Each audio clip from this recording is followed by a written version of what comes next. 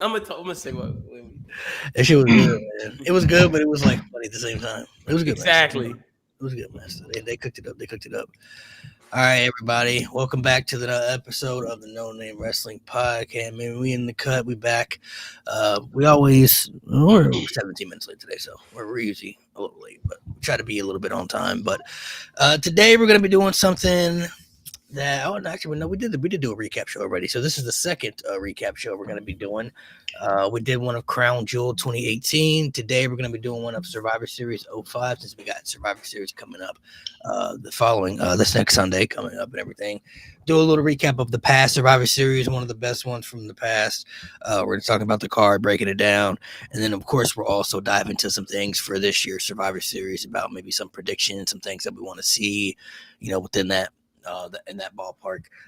Ryan is here today as a guest, filling in. Appreciate you for coming on as a guest today, as always. He's been on the channel multiple times now, so should be a familiar face that you all have seen.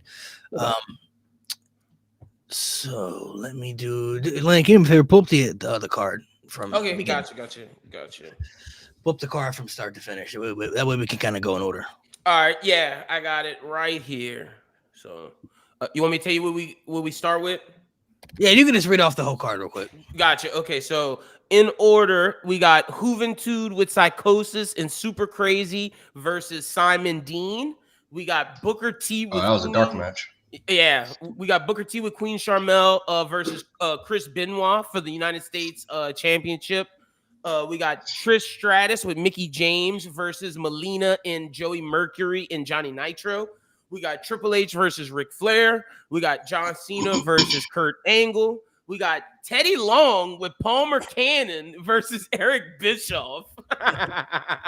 And then we got Team SmackDown, which was Batista, Bobby Lashley, JBL, Randy Orton, and Rey Mysterio versus Team Raw, which was Big Show, Carlito, Chris Masters, Kane, and HBK. Teddy Long versus Eric Bischoff. What That blew my fucking mind. Better bro. than better than the last main event we covered, though. I ain't gonna lie. Oh, I see. I don't know if I remember the Survivor Series. I know I watched like parts of it throughout like my time as a wrestling fan, but I never watched that Teddy Long match. So when that shit came on, I was like, ain't no way, dog. Ain't no fucking way. Yeah, match wasn't too long. I just remember the Boogeyman came out at the end, and yeah, I was stupid. That's all I remember. That match wasn't. That match probably wasn't longer than like 5 minutes. No, not at all. But it was just like, damn, we got a Ric Flair match and a Teddy Long, Eric Bischoff match. WCW.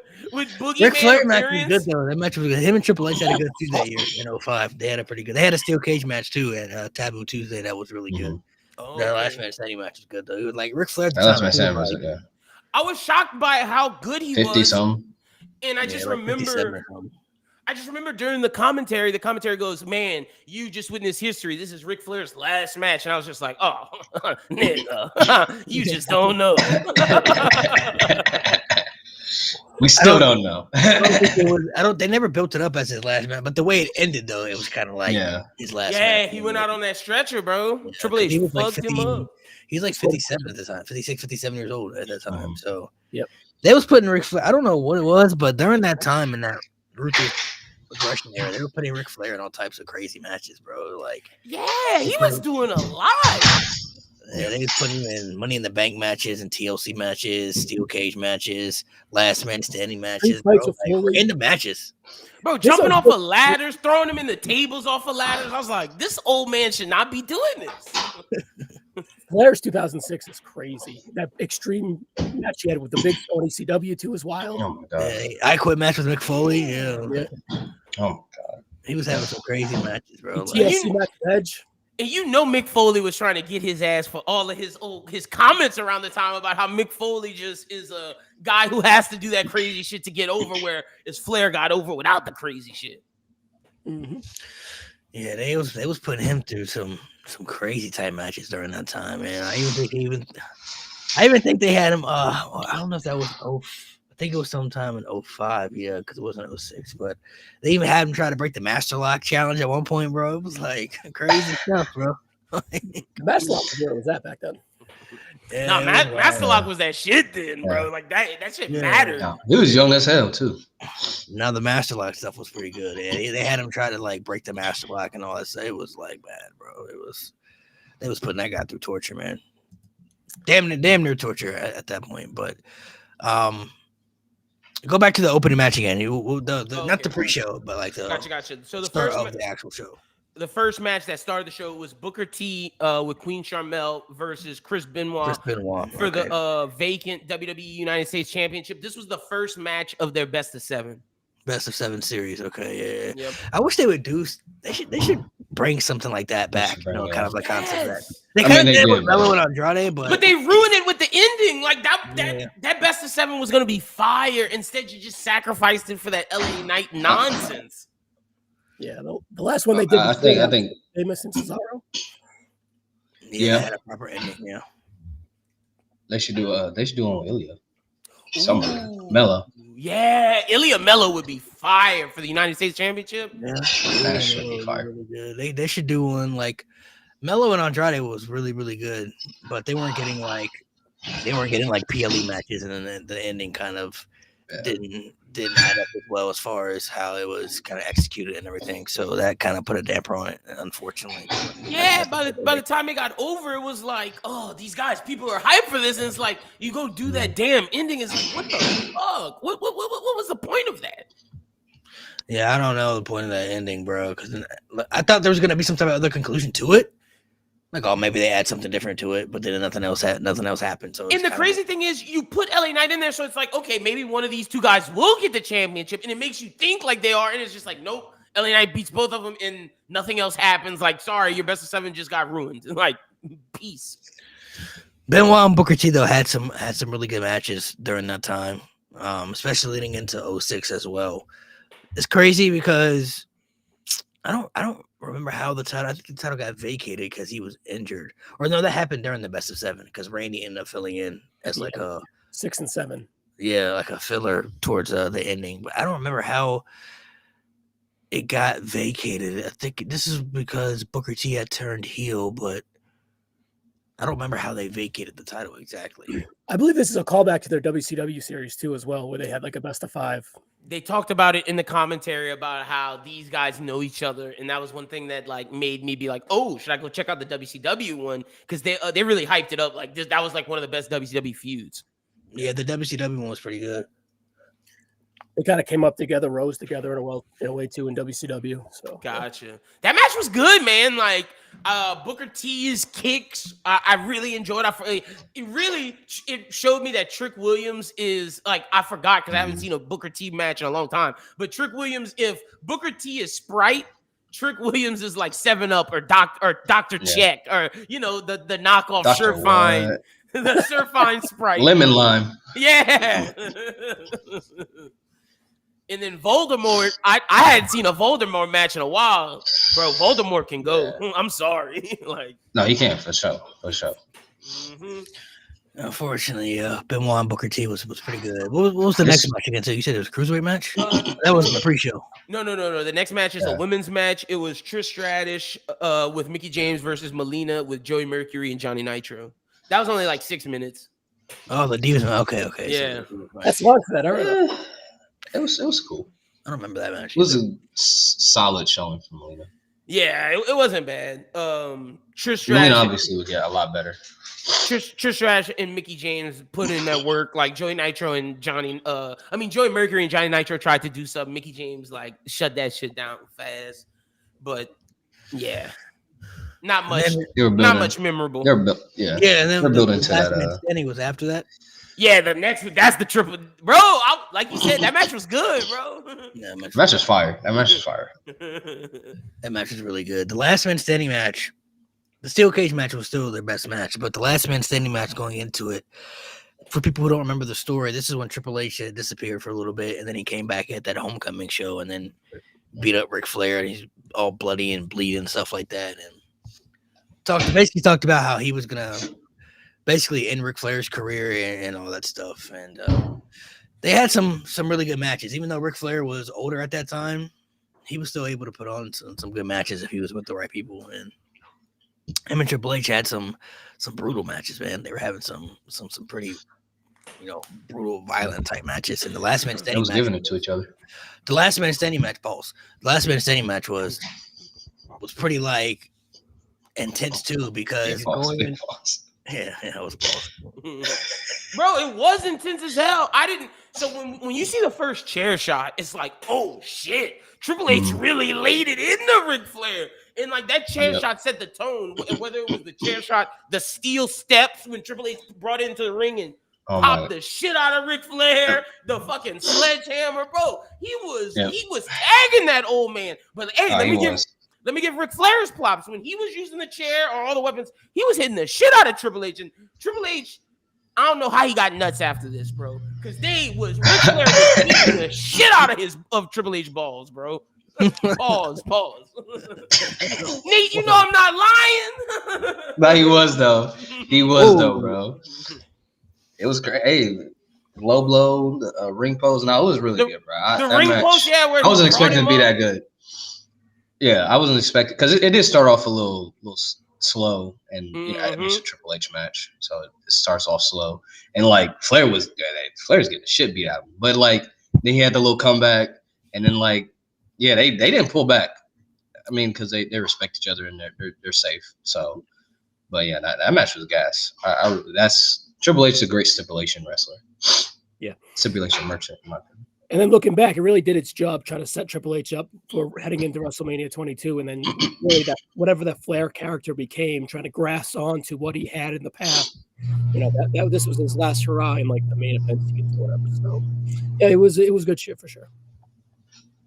Yeah, I don't remember what Flair went into. Then he won the IC title after that, or that was before. He was he? I think he was. No, he was the IC title. He was the IC champion. That was before at the time. Yeah, because the IC was the champion on in this. Yeah, the IC match was the cage match. That was for the IC title. Taboo Tuesday. Yeah. So Flair wanted to do a shitload of stuff with like Edge and. Well, then he went to do the Money in the Bank at WrestleMania. Mm-hmm. Took that big old back bump off the ladder. Flair 06 is wild. Yeah, he was doing some crazy shit. Too old. No, yeah, Flair in 06 was crazy. The type of matches they were putting him in were just. It didn't even make sense, bro. Like for him to be that old, just to be put in those type of matches, like for what? Like it was just strange. He was doing stuff in ECW. He did stuff with like Foley, did stuff with Edge, Money in the Bank. Like he was doing some pretty crazy stuff during that time frame, which I don't understand either. Like why would they put him in those type of predicaments in those matches? Don't even make sense. But the last man standing match was really good though. It was pretty good. Had everything you could ask for it. I don't think you'll see too many people, especially in WWE nowadays, be that old, kind of consistently still going at that high level. Like Ric Flair was. Hell no. And stuff like you won't really see that anymore. You know what I mean? Especially now people do part-time and stuff like that. Like it's a different time frame. Like I'm trying to think of someone who could be that old that they would let. Like is AJ Styles the oldest guy right now? So Flair was 54, 55-ish, right? Mm-hmm. Around there.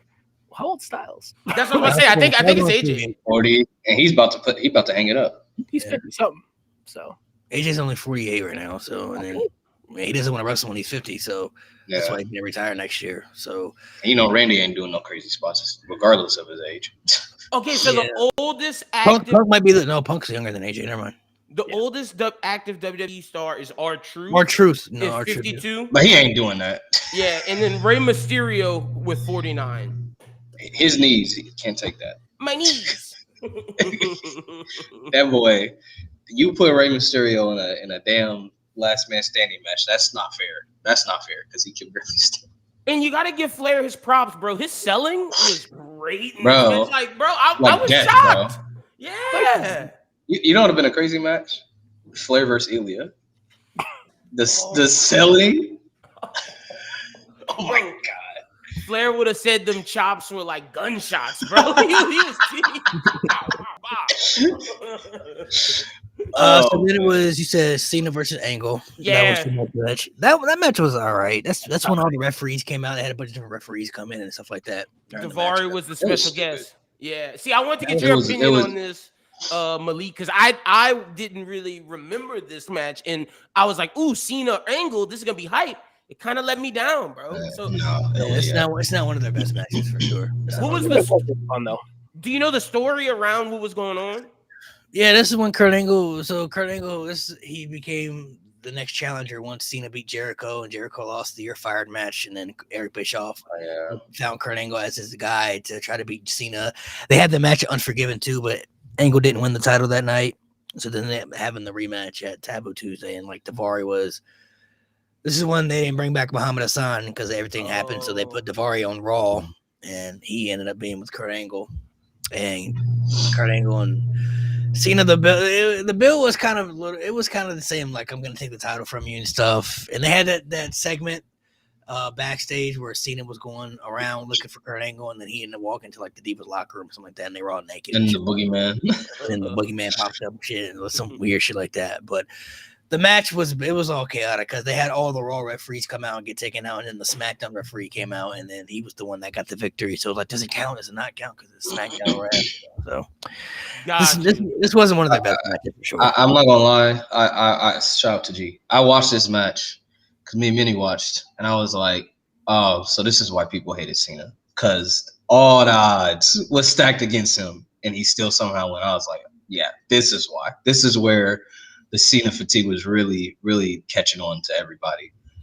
Yeah, it was too much. It was too much. I mean, it was funny. Don't get me wrong. I enjoyed the shenanigans. It was very funny, but it got to a point where I'm like, y'all doing the absolute most to make John Cena look like. I get why, because he had to beat Triple H. He had to build him up properly, but I'm like, damn, bro, like this is a lot. Well, by the time they got to WrestleMania, people were rooting for Triple H. Hated him. Yeah, they was rooting for Triple H.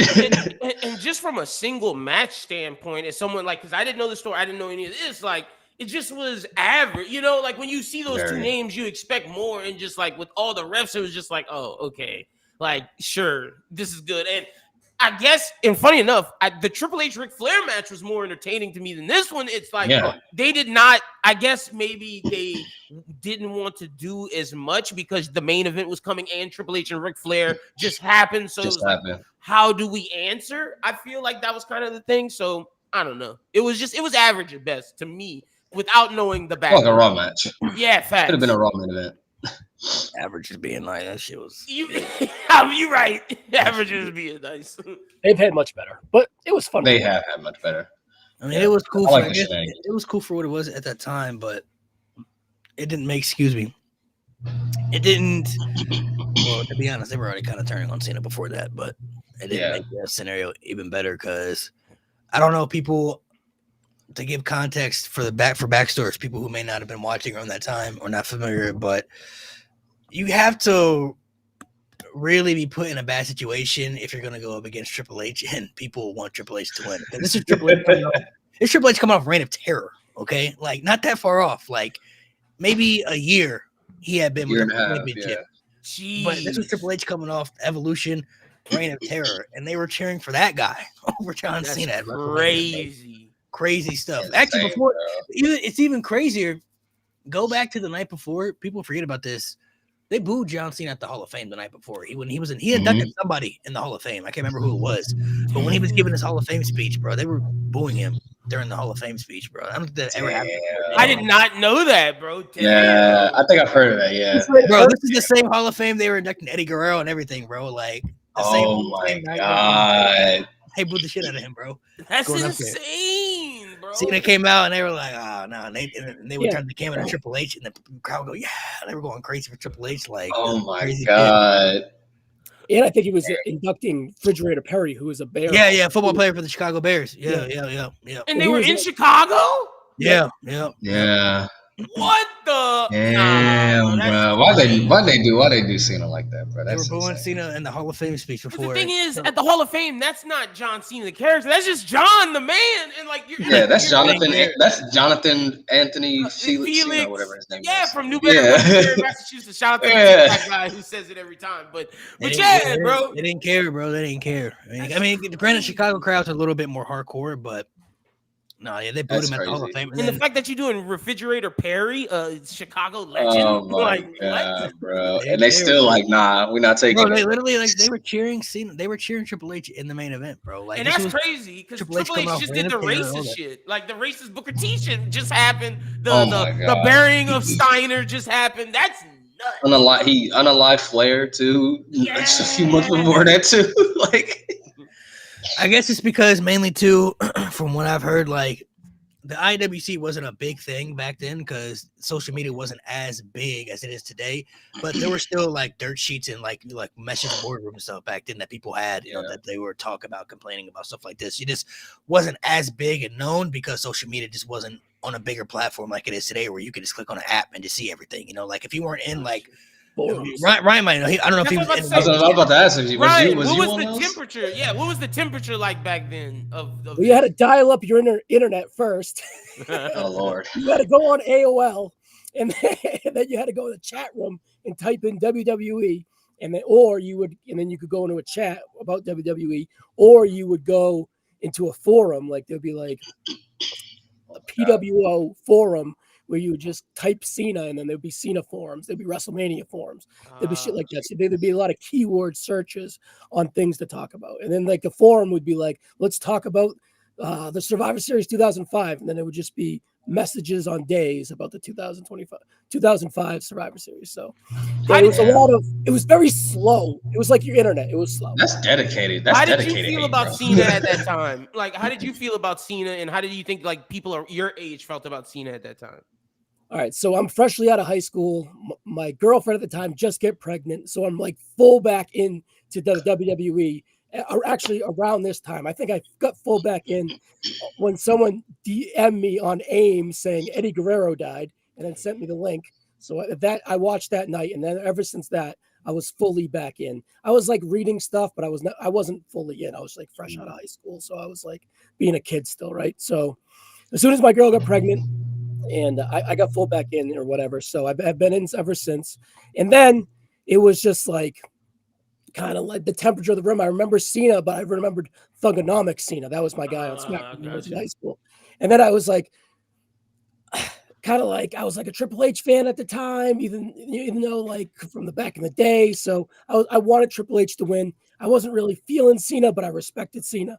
And yeah, I was kind of with the hardcore crowd in a way too, because I saw his flaws and I saw that the forcedness, but he had great matches at the time too. And there was times where he was organically, cool and not like whatever they said he was, right? So you saw a lot of traits that are strong within him, jumping back in, but overall, I kind of shared the same sentiment. Like, I'm not sure if he should be the champion or he is the guy, but what did I know at the time, right? So yeah, I think Cena. If we're being honest, Cena is really the poster guy for starting the rejection of being the guy. Before that, nobody hated The Rock like that. They weren't hating Stone Cold to that level. Bret Hart, Shawn, Hulk Hogan, all those guys were beloved and accepted by majority of the fans. I'm not saying they didn't have critics, but like majority of the audience, you didn't hear those type of reactions that Cena was getting.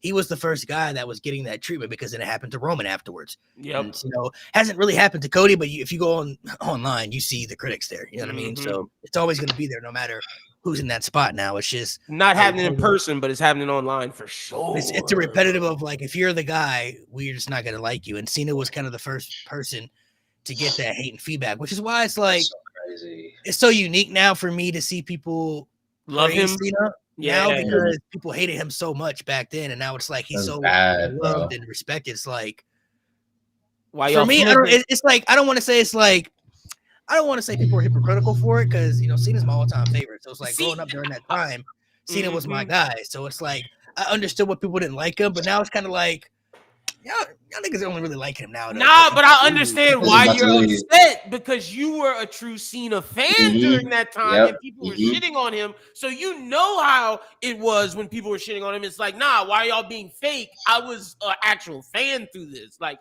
so I get your point, like 100%. It makes sense. It's like it goes back to one of those things. It's like I get it. It's like people usually don't, for some reason, I don't know why it's always like this. People don't usually want to give you your flowers until like you're either no longer active in your sport or you're like dead and not here to see it anymore. You know what I mean? That's usually how it goes. And for Cena, he's been getting cheered over the last couple of years, but once again, that goes back to people kind of knew like, oh, he ain't got much longer. You know what I mean? Like he ain't gonna be around too much longer. It's like at his peak though, people didn't want to appreciate it more. You know what I mean? It's like, no, that guy need to go away. Oh, that guy's overrated. Oh, that guy can't wrestle.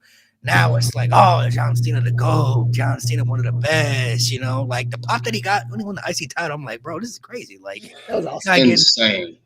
This guy getting rockstar like reactions. Him and Rhea got like a crazy pop, bro. Those two people, like the biggest pops of the night. But back when, I think they stripped too much of his Thugonomics gimmick away from him too fast. Mm-hmm. And that was probably why I was like, it didn't really feel organic. Yeah, well, I did hear people too that some of the OGs that I've talked to, they didn't like the fact that he just stopped the Thugonomics gimmick because they like John Cena when he was doing the rap stuff, like in the Thugonomics stuff. It was more authentic, and there were people who actually believed like he was like that, like that's how he really talked, that's how he really was. I thought he was, bro. When he kind of gave it up, and then he went all military and stuff. People were like, "What is this?" Yeah, I'm like, "This ain't the John Cena." It was like that too. It wasn't organic. It wasn't a slow burn. They just was like, "He's our top guy. Now be the movie star." Right? It blew my fucking mind seeing him in those military pants doing this. I was like, "Where the hell's the?" I thought he was actual soldier. Yeah, like where is the? Bro, I thought the Marine. I'm like, oh, he probably wasn't the Marine at one point. Never was in the Marines, bro. Like what? I was like, where's my guy? Thugonomics? Like where's bro? Life? That's exactly what they did to Roman too. They just made him to the big dog. No slow burn, but they kept like the Shield stuff. But it was like. And that's what I think that's what hurt Roman too. That hurt him so much. They were keeping the Shield. They were keeping the Shield music. He kept the Shield gear, and it was like he had the entrance for a while. And so it's like they were keeping too much of that Shield stuff, and it's like it just didn't feel. It wasn't helping him. It didn't feel real. Let's just give him contacts. It'll be good. Yeah, bro, it wasn't helping him. It's like it was making him get hated a little bit more, I think, than Cena because people had for sure. People had dealt with Cena for so long, they didn't want another John Cena. So it's like when they felt Roman was going to be next in that spot, we were like, bro, we already had a Cena, bro. We don't want another Cena. You know. And like the thing is with the Cena thing, it's like people at least with Cena, it's like okay, we love Thugonomics version of Cena. So like whether or not we hate this new one, we know we love this portion. When it comes to Roman, it's like, oh no, you are shoving this guy down our throats, and we didn't even like him really from the Shield. Like we liked him because he was in the Shield, but our guys was Dean or Seth. It's like, why are you shoving this guy down our throats? Like we do not like this, and it just got bad. Comments and stuff like that too, right? Didn't really do him any good. Yeah, it did help him with his promos and how they were trying to treat him. Like it made situations for him a lot worse. It's crazy though because I don't remember besides obviously the night after WrestleMania, you know, when he beat Undertaker, Roman didn't really have those type of hostile environments like Cena was having. Like he never had like an ECW one night stand, a Money in the Bank against Chicago. Like he didn't have those type of environment with his matches. You know, even like he was probably consistently booed a little louder. He never was put in those positions where it's like Cena was like in hostile environments. You know what I mean? It was like, do you think if he wins this match here, they might jump the barricade type stuff. You feel me? Like Roman was never in those type. That was definitely one night stand. Do you think it's because WWE wasn't as hot at the time? Do you think it's because it was? I don't know. I don't know if they ever had the right people for him either. Like RVD one night stand, that was a perfect chance. CM Punk, Money in the Bank, that got hot at that moment. You know, like Edge, you know, in Toronto, that was hot. But it's like, I don't know. Didn't have those people. Maybe it just the environments for Roman were just different. Maybe the people didn't care enough. I don't know. Like they never. He really didn't have that. When you look back, he never really had that run like Cena had, like as a champion, because they were relying so much on Brock.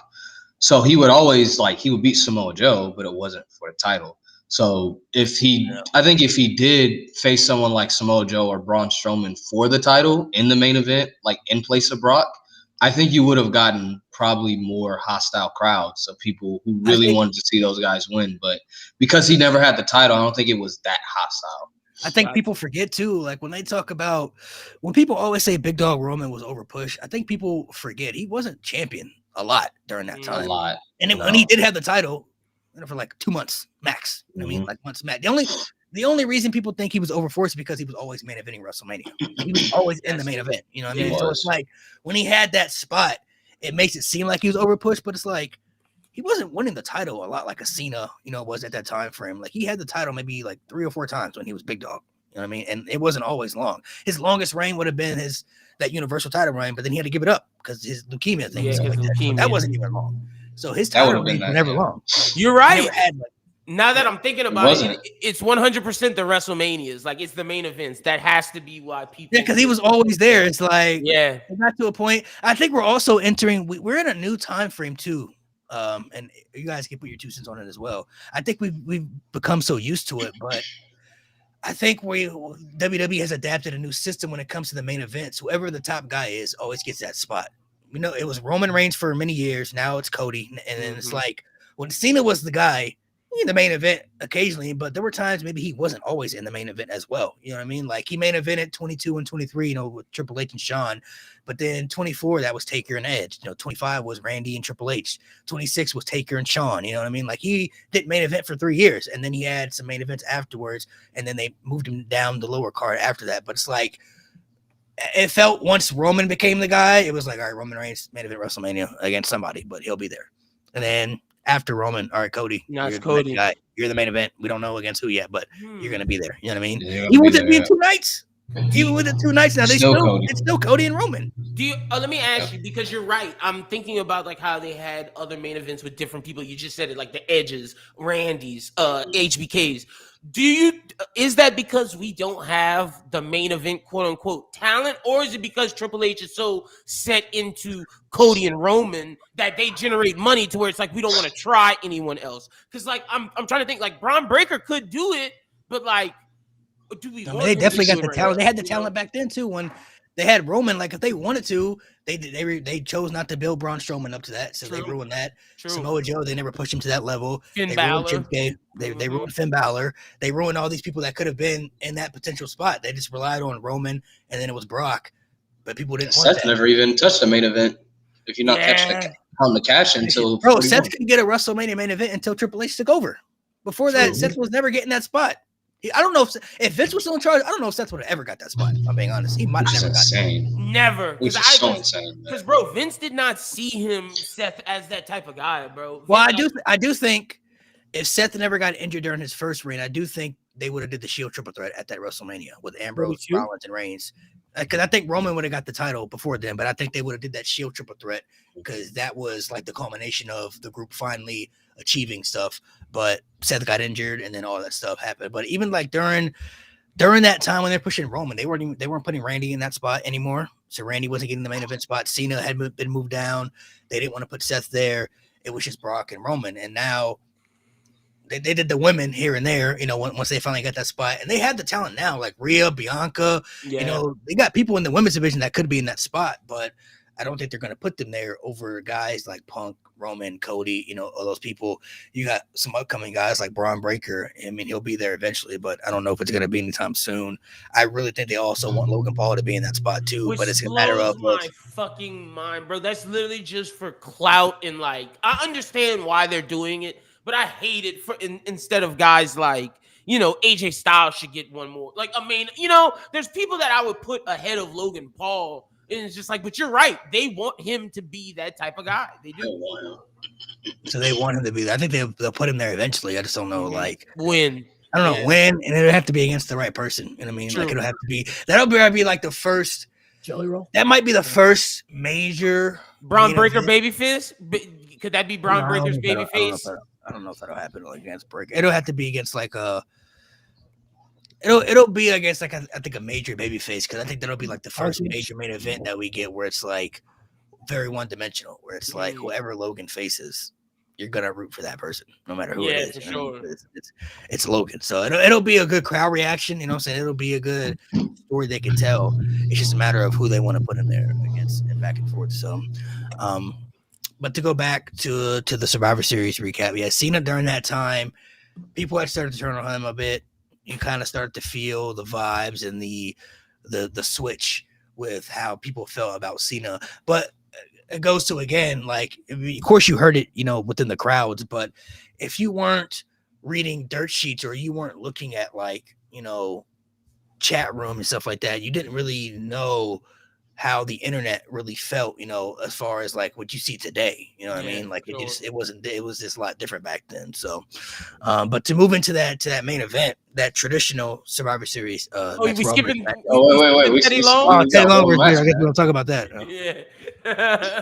I just thought it was funny. Like I did not expect that. And then the fact that the Boogeyman came out, it's like, yo, you have all your comedy characters. That's one thing I'll say. Vince's WWE always made sure that was in some of these things. He always made sure comedy had a place in all of his pay-per-views. There was a Triple H don't do that. It was a little funny spot. There was a little funny backstage segment on this show. Oh, the Vince thing. That's right. That happened at the show. Yeah. Forgot about that. That was at Survivor Series. That's right. Oh, they cut that out. You won't find it on like the actual. Yeah, you can. It's always gonna make you laugh one way or another. Huh? You're gonna always get. Yeah, you're gonna get some comedy. I don't know. Do we miss that, bro? Okay, so hold on. To go back to that, I don't understand how Vince was able to do so many diabolical things and just get away with it on TV. I get that the time frames were different and the world was a lot different than it is today, but like the fact that he said nigga on TV, he had a whole feud with God. He said Sabu was in the Taliban at one point. Like, Trish Stratus on her knees barking. Yeah, Trish Stratus barking like a dog. Like he had that thing with Shelton Benjamin in the blind girl. He was making people kiss his ass on live TV. Yep, like, live TV. People pants down to his ankles, bro. The Monday night football kissing his commercial with Terrell Owens doing the Shelton Benjamin thing. God. Same thing, but just with Terrell Owens. He said Shelton. He said Shelton. I don't know if you know this. You're African American. You have something that we don't have, Shelton. Like, bro, I don't understand how he did so many things during this time, and just like people just bypass, brush on the rug. Durag Vince itself, bro. Like Durag Vince, he put on a whole Durag, bro. What's up, my nigga? Like he was never going down, bro. There was nothing. If this lawsuit didn't happen, he was never going down. No, there was nothing that was going to take him down. But like at the same time, he'll give things like, even though he did diabolical shit like that, we'll get Jagged Edge singing to Teddy Long for his wedding to give back to black culture. It's like, it's crazy. So like, as much as he did diabolical shit, he still gave back to the specific cultures of his fans, which we don't see in WWE now, which is crazy, bro. Like, bro, it's a fact too. Though, it's like, I get wrestling is, I guess, a little bit different than other reality shows or TV shows because like it's pro wrestling, right? So this is what they do, but it's like some of the shit was not okay. Like, how are you doing this, bro, and getting away with it? Like, I don't care how much money you have. It's like the fact that this was happening and it just happened. And we just look back and it's like, damn, this crazy. Like, that shit is crazy, bro. Like, the fact that he was saying shit like that and doing shit like that. And what sucks, what makes it even hard for the coworkers is that, like, I don't really think there's much they could say because Vince was the type of guy who was like, he would make you kiss his ass on TV, but then he would get his face shoved up Big Show's ass. You know what I mean? Like he would do shit that they would do. Like he would get his ass beat in matches, bro. Like, so what could you possibly say? Like if Vince was doing something that made him feel uncomfortable or doing something he didn't want to do, and he's paying you to do something like that, well, I mean, what else can I possibly say? You feel me? Like he out there doing worse shit than me sometimes. So it's like he was doing the most outrageous shit though, man. Like I just looking back, the fact that he was actually doing stuff like this and just got away with it, bro. Like no one said nothing. The FCC, nobody. They just let it keep flying. Like on TV though, might I add. That's the thing. I would have thought the FCC would have done something like any of these organizations, but you know, bro, how did he get away with saying Sabu was in the Taliban? I don't understand this. Wrestling was just so small. Like, bro, that shit is. This is like mid 2000s too, might I also think like the way that like he did certain things, like battle for the wrestling for the troops. Like he connected himself with the presidents at every president. So like he was connected in certain arenas to where the FCC not gonna go after him. But you're right. It's like, damn, why didn't they? It's crazy. Remember they had the whole Obama and Hillary Clinton debate. Yes, bro, on air. Like what the fuck? They had. Remember they had. I don't know if you guys remember this, but they had that George Bush imposter come out on TV, and he was. And then the Crime Time came out, and he was like, "Arrest those niggas." Oh, what is going on? Like, you just unlocked the crime, bro. Oh my god. He was calling the black girl. He was calling the black girls like, "That's one bad bitch right there." I'm like, this is crazy, bro. Like, they got away with so much, bro. There's just no way this happens. Yeah, Like, there's no way this happened.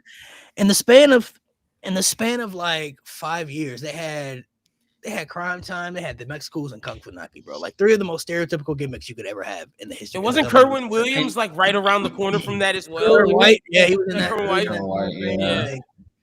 But it's like, it's crazy too.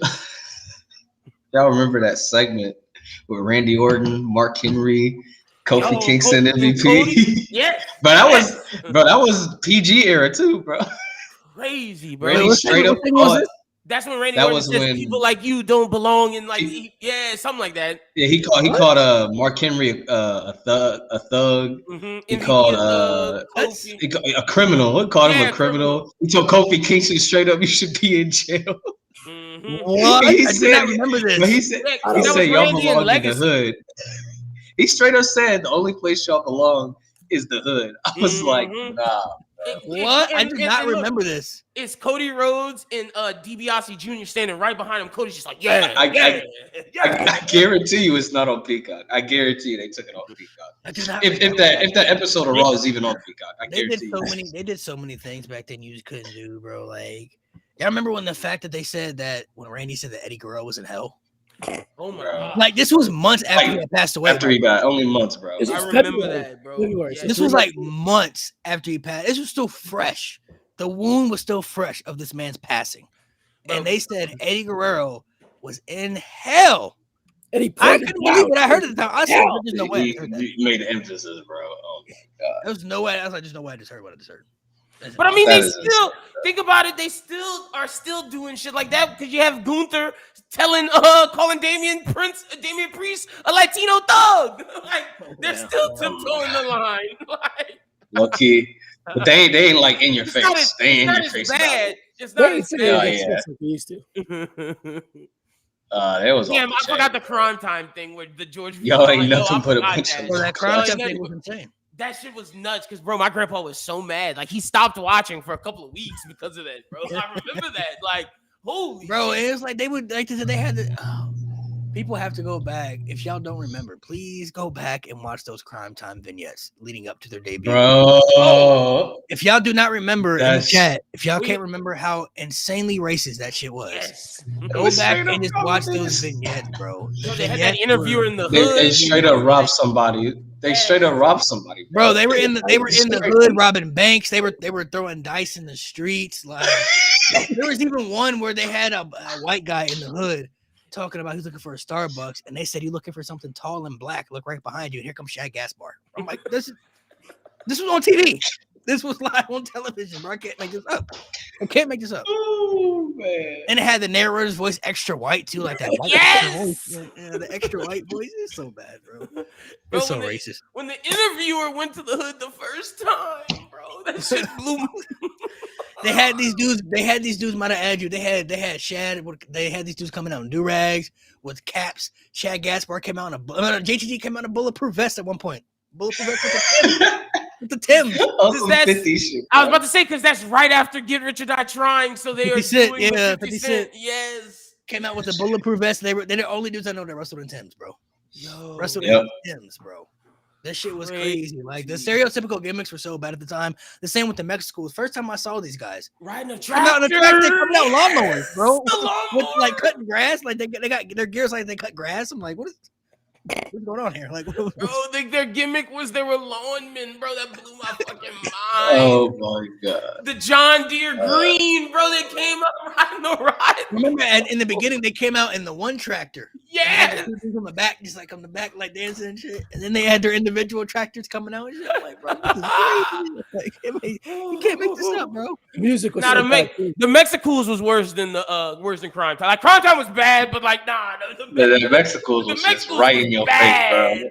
That's just like stereotypical to the max too, It's like bro. you could And then they had argue the Crime Time thing was like, oh, we're inspired by 50 Cent or we're inspired by rap. You could always argue that, but like the Mexican, like, what are you saying? Why are they cutting grass? Like, what are you fucking doing, bro? You in the arena? There ain't no grass around here. Yeah, like what the fuck? coming out in lawnmowers is crazy. And then they had the third one I mentioned was Kung Fu Naki. They basically just put Kung Fu in front of his name and turn him into a karate guy. He's Asian. That's the only explanation. It's because he's Asian, and they said let's put Kung Fu in his name and make him a karate master. That's it. That's literally the gimmick. Number one. That's literally it. He would come out with that. Even in the beginning of the theme song, it was the karate chops. Remember? Like in the beginning of the theme, the karate chops were in his theme. If you go to his Titantron and you watch like how they had the cutscenes, it's like chopsticks. Like the cutscenes are like chopsticks, like cutting into the next scene, bro. I can't make this up. This is real things that are happening in the WWE this time, bro. Like the fact I don't know why we never saw a Funaki Crime Time collab, man. Oh, bro. Oh, that was crazy, man. Teaching black people about anime, bro. That would have been a great thing. Oh, shit. Bro, teaching black people about anime is crazy. That's what I would do if I was writing, God. bro. And he's from Japan too. Oh my God. Yeah, that's why Oh I just my looked it up God. because I was interested. Where was Funaki from? Because I was scared that he wasn't even from like from Japan. China or Japan, but he's from Japan. So like you could do. Oh man, if I was writing at that time, you could do Funaki introduces Crime Time to Asian culture, and you just have them do the most crazy shit. Out the mud, yeah, stereotypical. I mean, they always got. If we're being honest, they keep the stereotypical things with black people and all that. So you see it with like people, like even in NXT, like OTM, they wrestle. Yep. Or the other guys, what are they? They It was wrestle. the High rise. The dudes with Wesley, High-rise. bro. Yeah, they wrestle. Yeah, they wrestle on high-rise. Thames and shit. Yeah. They wrestled Mhm. big black. Yeah. Yeah, them big black dudes. It's Facts. always, Yeah. like anytime somebody's from a culture, they feel like they have to tap in that culture part what their gimmick is. You know what I mean? Like it doesn't always have to.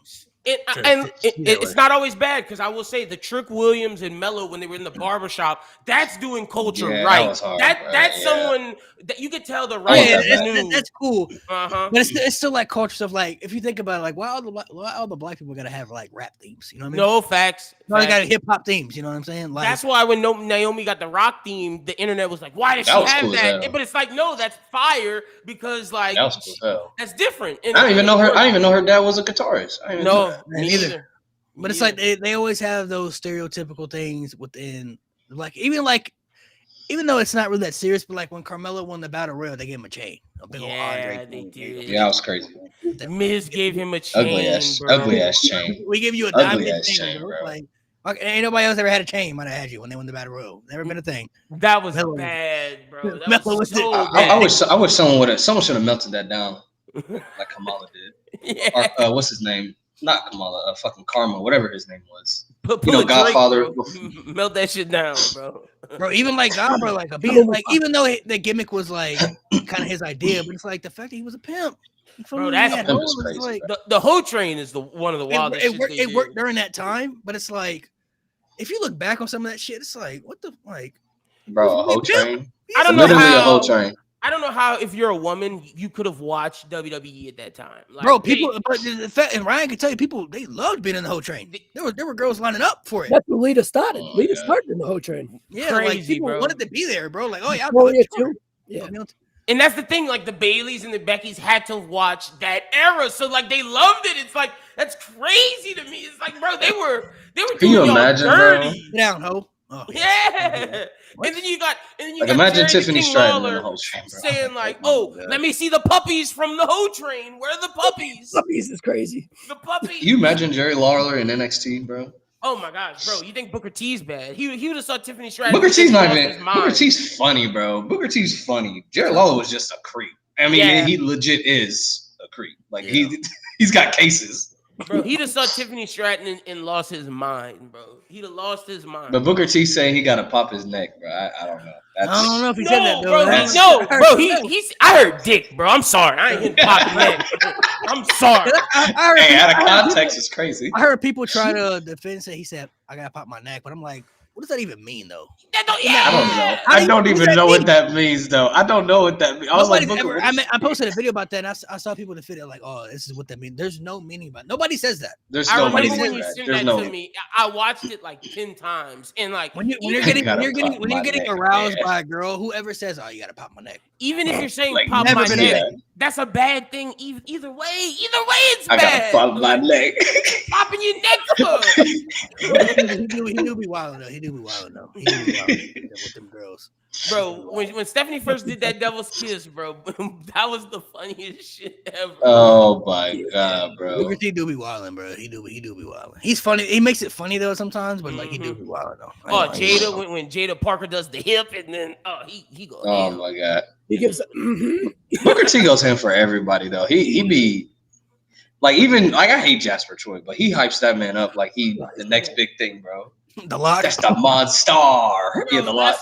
That's one guy I just don't get the hype. What's for, crazy is bro. that he got the look. He just missing so much right He now. whack. He missing talent. That's what he missing. He's rightfully. He does have the look. It's just like when he opens I his mouth. think they should have kept him and like built him up more as far as like training him a lot more before they put him in a presentation. Because as soon as he won that thing, they put him right in the thing with Oba. I'm like, damn, bro, like off rip. Yeah, that was crazy. And he was not ready for Oba. He wasn't ready for Put him Ricky. against Oba off rip though. Like, damn, like I get he got the size, but it's like that's all he got, size, bro. Like he ain't got He's no missing something in the face. He's got no connection. He missing a lot, bro. Yeah. He missing a lot right now. He's missing. Yeah, it's that, and then he goes around with that dumbass changes. Yeah. Like, what are you doing, bro? No Like, aura, bro. No aura. no. And when he clanks it, I'm thinking, I'm watching. Look, this don't sound disrespectful as fuck, but please know I'm not trying to be. But when he's clanking that thing, that reminds me of Radio, bro. The movie when Radio walking around pushing that shit, bro. It's like, what are you doing, Jasper? Like, what are you fucking doing, bro? It's crazy. Why are you clanking right now? That makes no fucking sense. They got the speed title. Yeah, and I saw The slowest nigga. Yes, bro. What's that wrestler's name? Tom Lawler. He was talking. He did a podcast. He was like, "How the fuck do you give the speed championship to the slowest person in the fucking roster?" Bro, he even said it in the thing afterwards. He was like, "Speed's the last thing that comes up to your mind when you see me." I was like, "Why the fuck you got the title there? What are we talking about?" It makes sense. Sacrifice El Grande for that. And Ludwig is Yeah, he's one of the few killing it, people. bro. One of the few people to actually pin El Grande. Was he the second person? Yeah, One Like of to pin three. the El Grande gimmick? crazy. You give it to Crazy. Jasper Yeah, Troy. Mo. I peeped that. Like, I peeped that, bro. He said clanking that thing. Pause. That's a big pause, bro.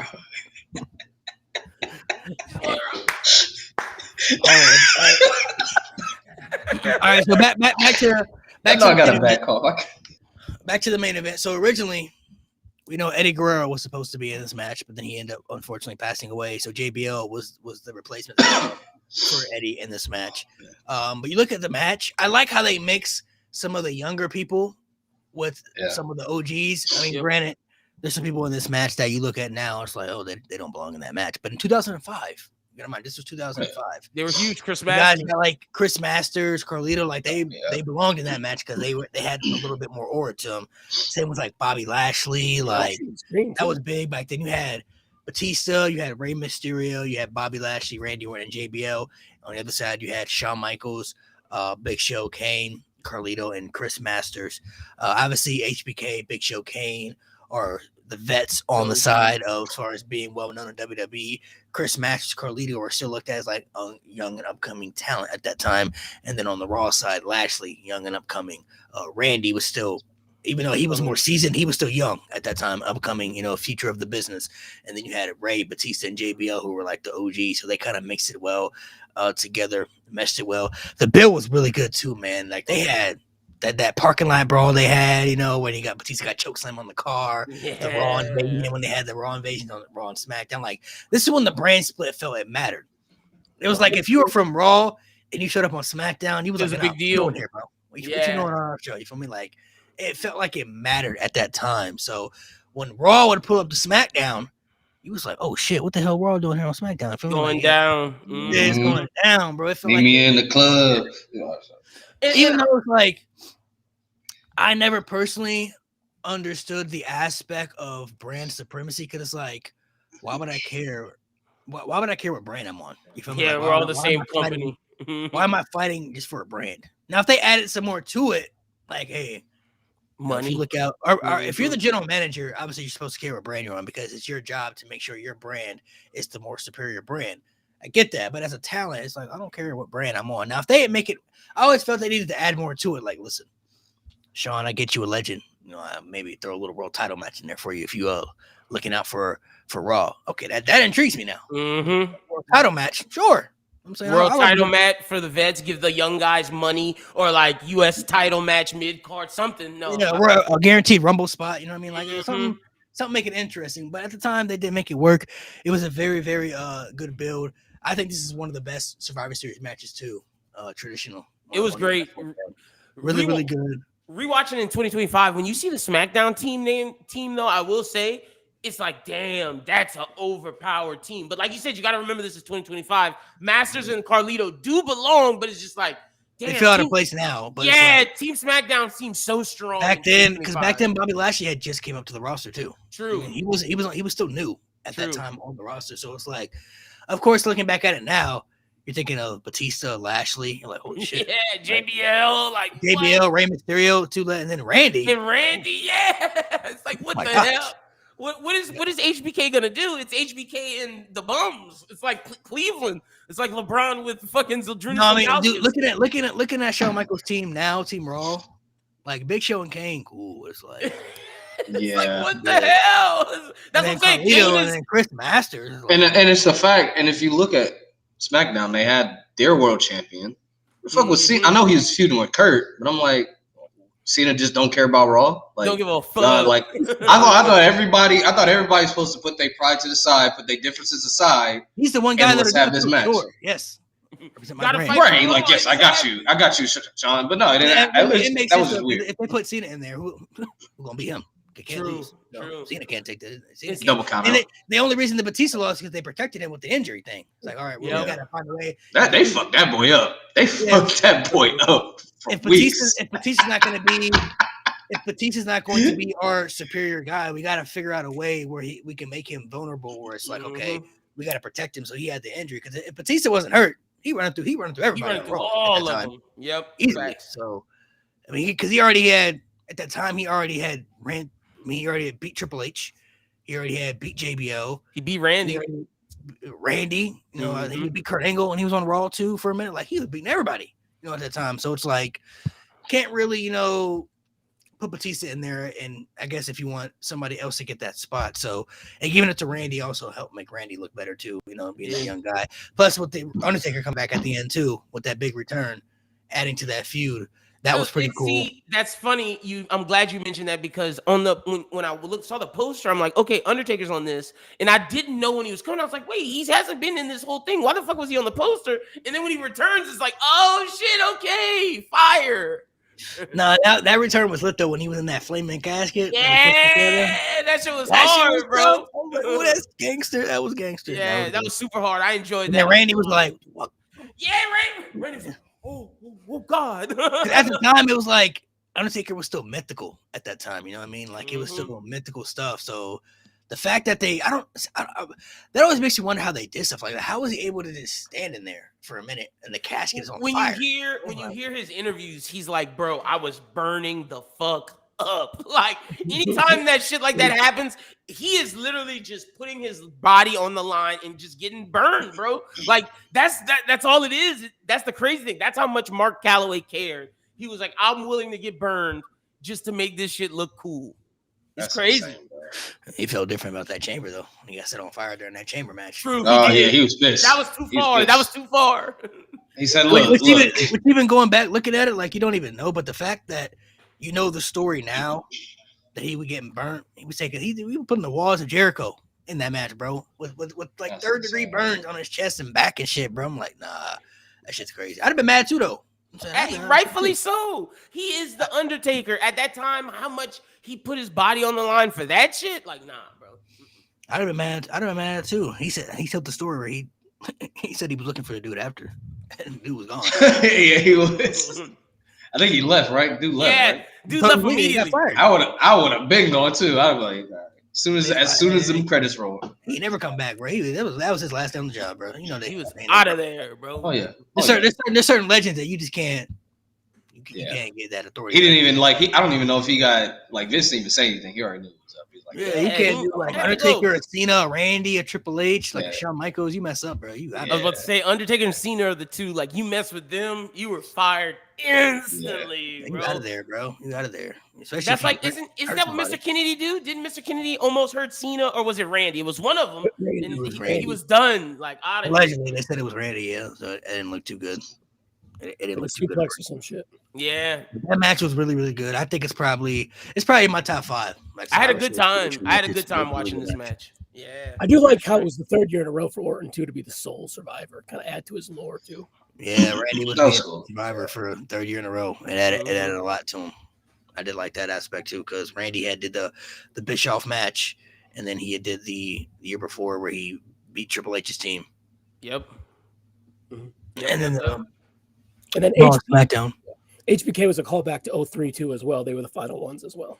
So, Oh, okay. Hell yeah.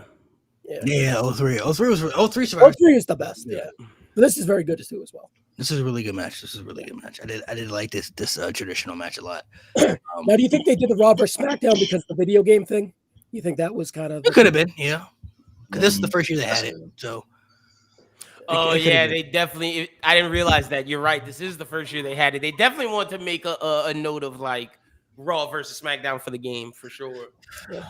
They built it up good too. They built it up good. I did like that. Yeah, even right. Bob Orton even got fired because Undertaker. He had that disease, bled on him. Yeah, he did. Well, yeah, because see, that was a help. Bob that was- Orton. They say Bob Orton's a legend though. Even but you got to be like, like Undertaker has to be like a real OG for him to be like, yeah, you got to get rid of him. And also, like that was like also a help. Yeah, he could have got sued. Like that could have got if any of that hit the Like, crowd. if that was a mid card yeah. guy, they'd be like, get over it. It'll be all right. But it's the Undertaker. Nope, can't do that. It's the Undertaker. Yeah, that's a no. Hepatitis C, you can't fuck around with that. Nah, man. So to dive into more of that aspect, what's your guy? What would your guys' top 5 Survivor Series traditional matches be? so Ooh. teams. Just like your Doing top just 5 the traditional? traditional Survivor Series tag team matches. Oh, just Mine would be WWF versus the Alliance 2001. 2001. That was really good. Team Bischoff versus Team Austin. Really like that one. Raw versus SmackDown 05. Even though this match, if you look at the star power, not there, but it was really good. Team Cena versus Team Authority. That shit was really good, 14. especially with that ending. And then 2016 Survivor Series, the Raw versus SmackDown. That one was really, really good as well. That's when they brought back the Raw versus SmackDown shit, and that match was like almost an hour, but that shit was really, really good. Yeah, Team Cena versus the Authority was pretty good. I can't lie. I enjoyed that one. No, that was really good. Even though they had like Eric Rowan up in there and Mhm. Ryback and Man. I always a little old, but I like the tag team ones from 87 and 88, where there were 2 tag team or 10 tag teams total, 5 tag teams on both sides. 10 tag teams, crazy. Yeah. It's They would never do that today. Team They did it Bischoff back versus then. Team Stone Cold was. Yeah, I'm saying great. today they wouldn't do that. They wouldn't do that today. Hey, we got 10 tag teams today. Yeah, I don't know. There's enough tag teams, you know what I mean? But they do have some really good ones back from the 90s too that I did like. I gotta say, Team Raw versus Team SmackDown versus Team NXT, bro. That was great. Like that was the best thing about 2019, bro. Like, I feel like the for me best. though, it didn't really start to get good until the end for me because they had, if you Fair. remember, they had Gunther losing like 5 minutes, bro. That shit. They did. They That was did. crazy. That Gunther was crazy. lost in like 5 minutes, To a roll up. but yeah, to a roll up too. Like that shit didn't sit well. But the ending though was really the Roman and Keith Lee shit was really good. Fire, That was crazy, bro. man. Fire. What are some of Yes, yours, yeah. Nate? I don't think you said any yet. I like 2000. Reason I picked this was 2005. So I like this match, especially the ending when it's 3-on-1 with Shawn. It just picks up and Shawn just shows why he's one of the greatest of all time. 2016. That I know it's like an hour, but damn, that's like just an hour of just pure wrestling, pure like good storytelling. I like what was it? The 2019. I like that one. That one was nice. That was a good one. It was unique too, because like NXT was involved, so I was like, oh shit, okay. We got something here. What else? That's 3. I like Team I like DX versus Bischoff. RKO, bro. The next year, 06. I'm gonna say because of nostalgia, not because of quality. That's Because I fair. think it's one of the first one. Not that one, but it's one of the first ones I think I've ever watched. I don't know why I have such vivid memories of this match, but it's the 2007 one. If y'all remember, that was like Triple H, Rey Mysterio, Kane, and Jeff Hardy versus like 5 other guys. I don't know why. I just have vivid memories of that match. Like I would just watch that, and I was like, I don't know. I liked that match a lot as a kid. And then I'll probably go, even though the story sucked, and it just ended up being Rock versus Austin again. I'll go with 01. Yeah. You guys named a bunch of good ones. One that's not like particularly good, but I just like the vibe of it is 2006, where it's DX and the Hardys and CM Punk versus Mike Knox. Yeah, that's what I'm saying. Team that's DX versus rated RKO, bro. Yeah. I like that one a lot. Yeah, I just love the vibe of that one. That one just felt cool. I like the DX mixing with the Hardys, and then young CM Punk. You know, he just felt cool. And then ones back in the day are pretty fire too. Did you like Team Andre versus Team Hogan? That's what I was about to ask you, Ryan. Did you like the 1987 one? Oh, you like the King's Court and the Doinks, right? That's the one you like. Oh my gosh, that one. So it was Pink, Stink, Dink, and Doink. I might have named them. I'm not sure. Pink, You said I might have named them. Wink. I think there was a Wink too, maybe. But yeah, the Knights versus the Knights. Yeah.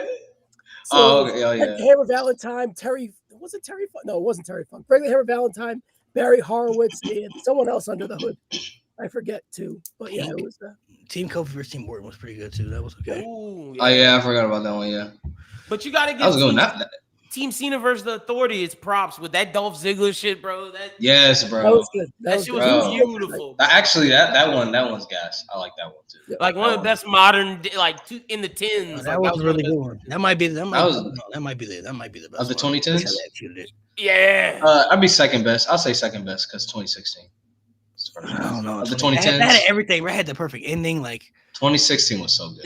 they never capitalized on that dog shit. What's 2016, Nate? Just refresh my memory. So That's Raw versus SmackDown. So that's Team Raw was Roman, Chris Jericho, Kevin Owens. Okay.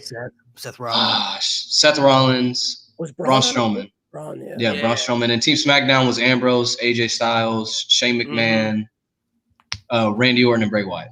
In the Fiend, yeah. Okay. Isn't that when they had AJ Styles' guy on the corner and then Jericho's fussing at? Yeah, Jericho's going in on James. Oh my god. Yeah, How was that? Yeah. What's up with your face? You just made the list. Whose kid is in the crowd? Bro, the best part is he said, "What the hell is that?" And then into the cutscene that was worth his face, bro. Bro, that's so good. Ellsworth was good. I don't know for what it was. I like the Ellsworth AJ era, man. Like at that time, yeah. He forgot to tuck his chin on the Styles clash, and Styles saved him. Yeah, he almost broke his neck. I'm gonna still give it to Team Cena versus the Authority 1. I would go 16-2, and then SmackDown, NXT, Raw 3 in terms of the 2010s for sure. Yeah, that's not bad. 2016 was really good. I just feel like 2014 had the story there for like it did. They just lack in the star power, but they executed so much good story in that. And then the ending with Sting came out and shit, bro. Like crazy, bro. So good, bro. The fact that they, like I said, Dolph Ziggler had so much momentum too, bro. After that, like his momentum was like right here, bro. It was like right there. The way you waste Ziggler, bro. Ziggler, that was his time, bro. Like he could have been the man. Like nuts that they wasted it. Yeah, actually, man, it just. I don't know, man. I don't know what they did that to Dolph for. Unnecessarily, bro. Dolph, to me, the him and AJ are the closest things we've seen to HBK, and like we could have got something special. It's nuts. Yeah. So, how do you feel about how you guys feel about this year's Survivor Series? Who do you guys think is going to be the last participants for both sides? We know Charlotte. I like how they did the Charlotte and Rhea aspect, where Charlotte's like, yeah, I can't do that, bro. I'm not messing with you. Like, I don't really trust you. I don't rock with you like that.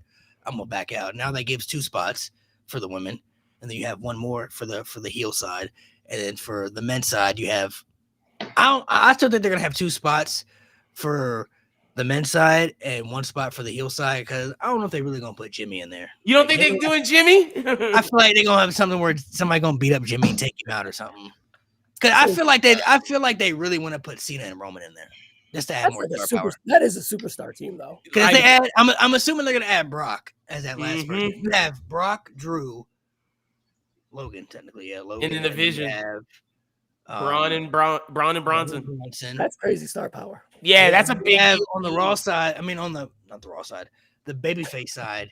You have Jey Uso, you have CM Punk, you have Cody, and then you could keep Jimmy in there and then add Roman or Cena. But it's like I feel like they're gonna do something that bad to Jimmy, bro, and just take him out. I could see because Jay looked pissed when Jimmy said I'm joining. I could see Jay beating up Jimmy on the low and bringing in Roman. No, that would they can't feud again. They ain't feuding. Nobody wants to see a Jimmy and Jay feud, bro. The Vision can beat him up and it's good. You bro, I mean? Jay looked pissed though. I would look, man. I would prefer that. You're right. I don't want to see a feud, but like that would be more intriguing story wise than having just the Vision say, "Yeah, fuck you, Jimmy, out of here." And now Roman just walks in. I don't know. It's weird to me.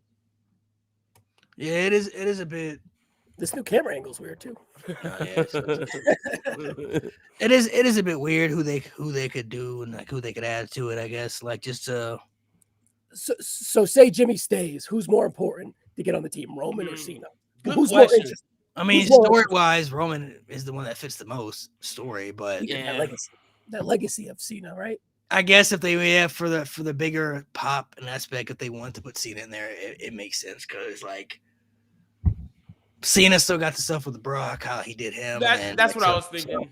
If you want to add Cena, the Brock angles there, but to me, I feel like you have Cena go against Dom in San Diego, man. Like that's where if you don't want Cena to keep the Intercontinental title, which rumor I've seen Meltzer talk about this, I've seen other people talk about this, where they might want Cena to lose it.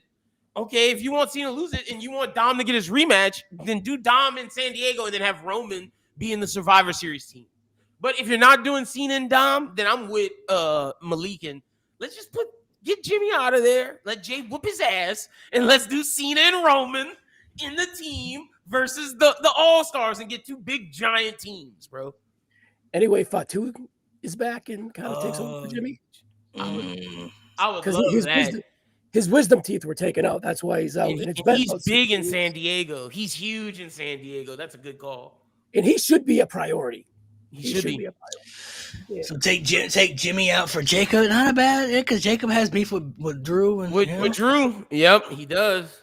Yes, he does. And that could be a culmination of maybe Brock took him out backstage that way too, right? So whoever took him out, it could be anybody on the villain team. But like Malik was saying, he has beef with Drew because we think it's Drew still right now, but we don't know who it is. It could be anybody.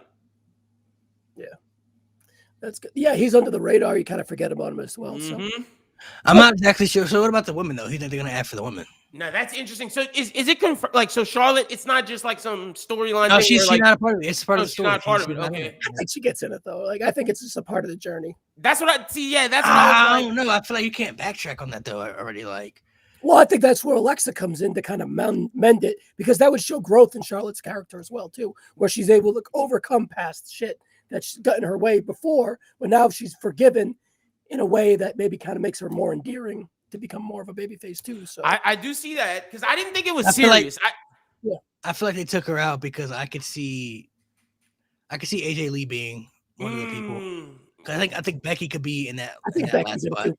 Because you had that stare down with Asuka and Becky about 2-3 weeks ago too. Yeah, right? I think Becky would be the last spot. You have AJ in there, and maybe you're returning Bianca. I don't know. I think Bianca, if she's healthy, if she's cleared, Bianca will be a big surprise. If they needed a vaccine, maybe.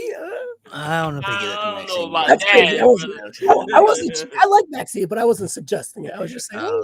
But I do agree that Becky is the final heel on the women's side.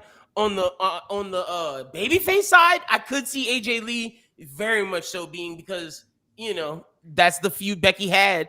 I would love Bianca to come back to take Charlotte's spot because I would love to see Bianca in this. But I do agree with Ryan to where I do think this is going to be Charlotte Flair showing how she's different now to make people like. I know Malik, I don't like it either, but I feel like they're gonna do it to endear her to the crowd officially. Like, yeah, she's changed. Unless if they don't add Becky, you think they just add Nikki and put Stephanie on the other side too?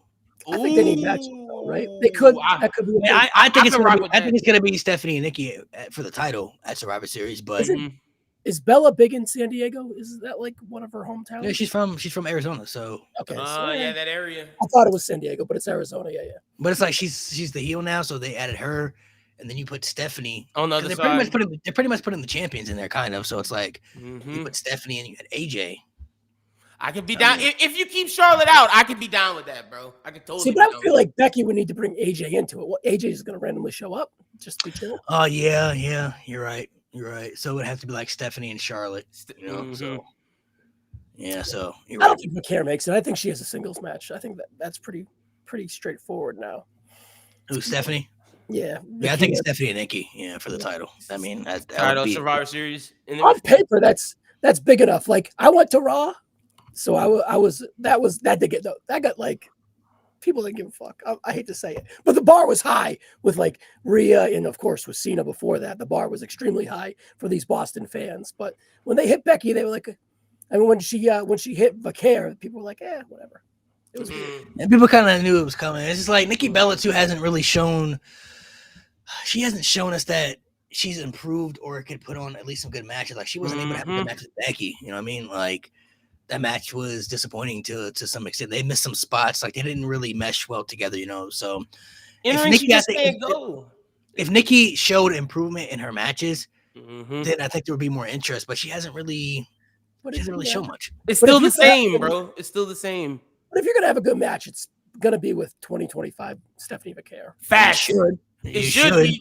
It should be just like it should be with Becky. Like Becky put an amazing match with Lyra, an amazing match with your girl Maxine Dupree. Ryan, you just mentioned how good Maxine was. I was loving Maxine because I didn't say she was good. I said she was, like it was no, but to your point, like Becky can give people great Becky's matches. having a great year. And the fact that Nikki Bella couldn't have a good match with Becky, it just says a lot. I also don't think Becky was like, I ain't having this shit. Get out of here. Yeah, Nikki Bella, F you. Get out of my ring. Yeah, we ain't doing this right now. Yeah, she wasn't able to keep up. Oh, Alex, I didn't know the time. I didn't know they gave a timeline, but I did see she broke her knuckle. So Bianca won't be back until early 2026. Real. Okay. So she broke her knuckle? Yeah, she said that at WrestleMania. Yeah, she broke her knuckle. I didn't know. So she's gonna be 8 months for a knuckle? I guess he said her body's not, I guess, healing the way it's supposed to. Like her body's not. Yeah, it's like right somewhere, like right in here. It's not reacting, I guess, the way it's supposed to react. I don't know if she had surgery or whatever the case was either, but it's like. Yeah. So they probably put a screw. I broke my hand, so you put like a screw in it, and maybe that's where it fucked up. Yeah, maybe like I don't know, like they had to put a screw in there or whatever it is, but I guess her body isn't reacting the way it's supposed to. So that's why it's like she's been delayed and stuff like that. But yeah, we don't know. She could show. We don't know. I mean, they keep things like that on the low, really. So like, if she was to come back, we're not supposed to know she's coming back. You know what I mean? So. Yeah, we're not. And the only reason why we know she broke her knuckle is because she said that on I believe the Pivot podcast. It was on some podcast where she opened up, and it was like, damn, we didn't know. I think it was All the Smoke or something like that. Yeah, that's what it was.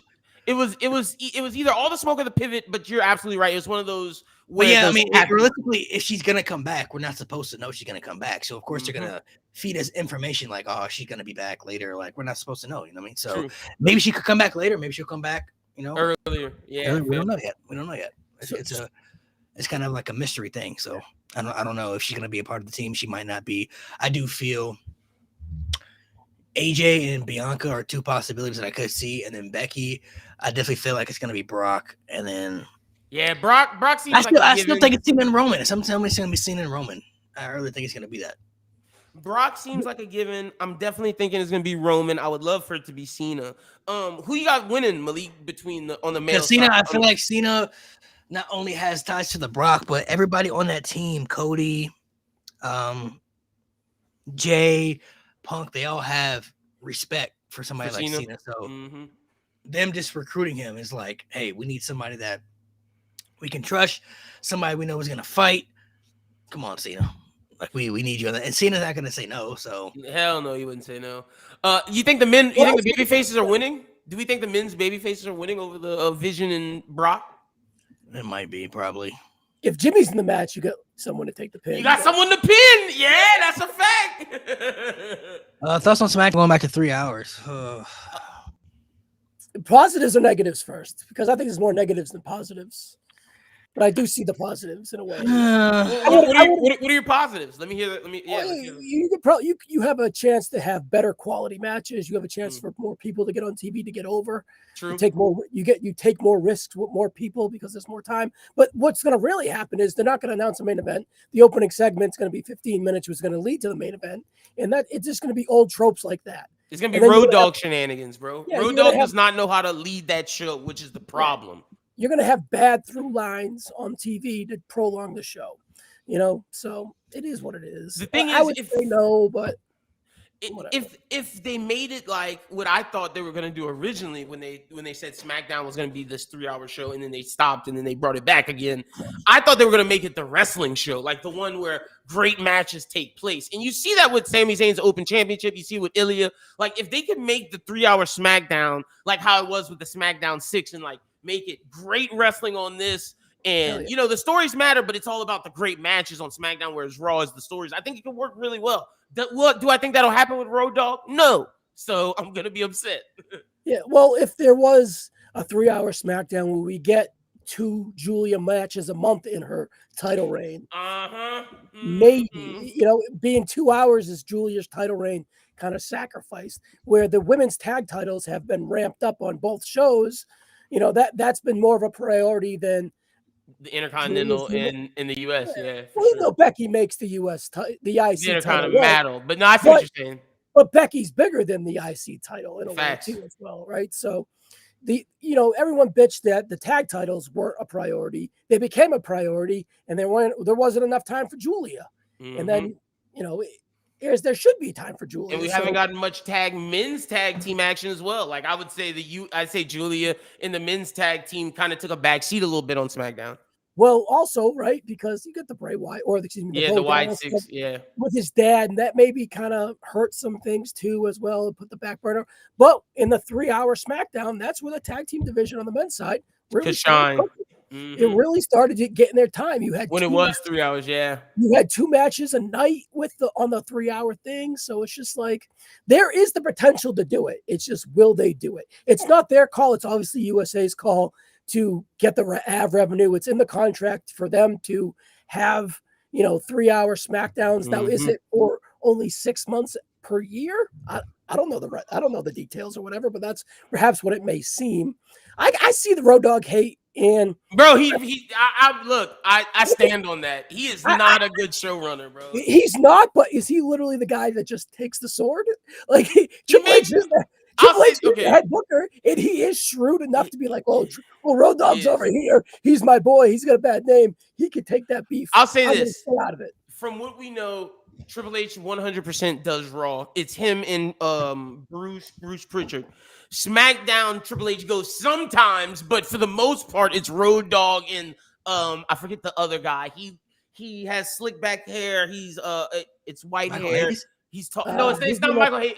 Michael Hayes is there, but it's he's a taller guy. He's a part of the creative staff. It's Bruce Pritchard, Triple H, and this guy. Are you talking about Abyss? No. Producer. I'm looking at him, bro. He was in Unreal. He has slick back white hair. Yeah, I just can't think of his name, but it's him and Road Dogg. He uses his hands like this. Yes, that's him from Unreal. Yes. What are you talking about? Hold on, I'm gonna look him up. Petey Williams? No, it's not a wrestler. It's a writer. Hold on. WWE creative staff. Hold on. I'm gonna find it. I'm gonna find his name. It's worth it because I know what you're saying. As soon as you say it, I would feel so dumb. Ed Koskey. I don't know. Who yeah. Wait. Ed Koskey. Yes. Let me look him up because I know. Yes, it's Ed Koskey. That's exactly who it is. Ed Koskey and Road Dogg do SmackDown. No.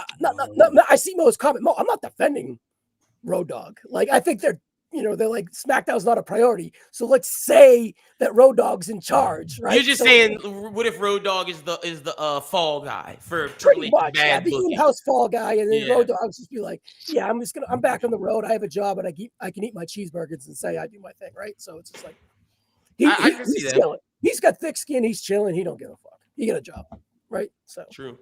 It's like kind of like in 2009 when they hired Bischoff for when Fox came around, they could have a fall guy because they knew the show was ass.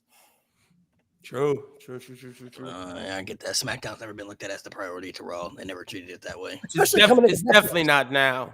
Now look at Raw with Netflix, right? So exactly like Raw is on Netflix. They gave this big thing, like they made it a big deal, like every week with Netflix. But SmackDown is on USA on cable, and they don't make a big deal about it each week. Like it sucks.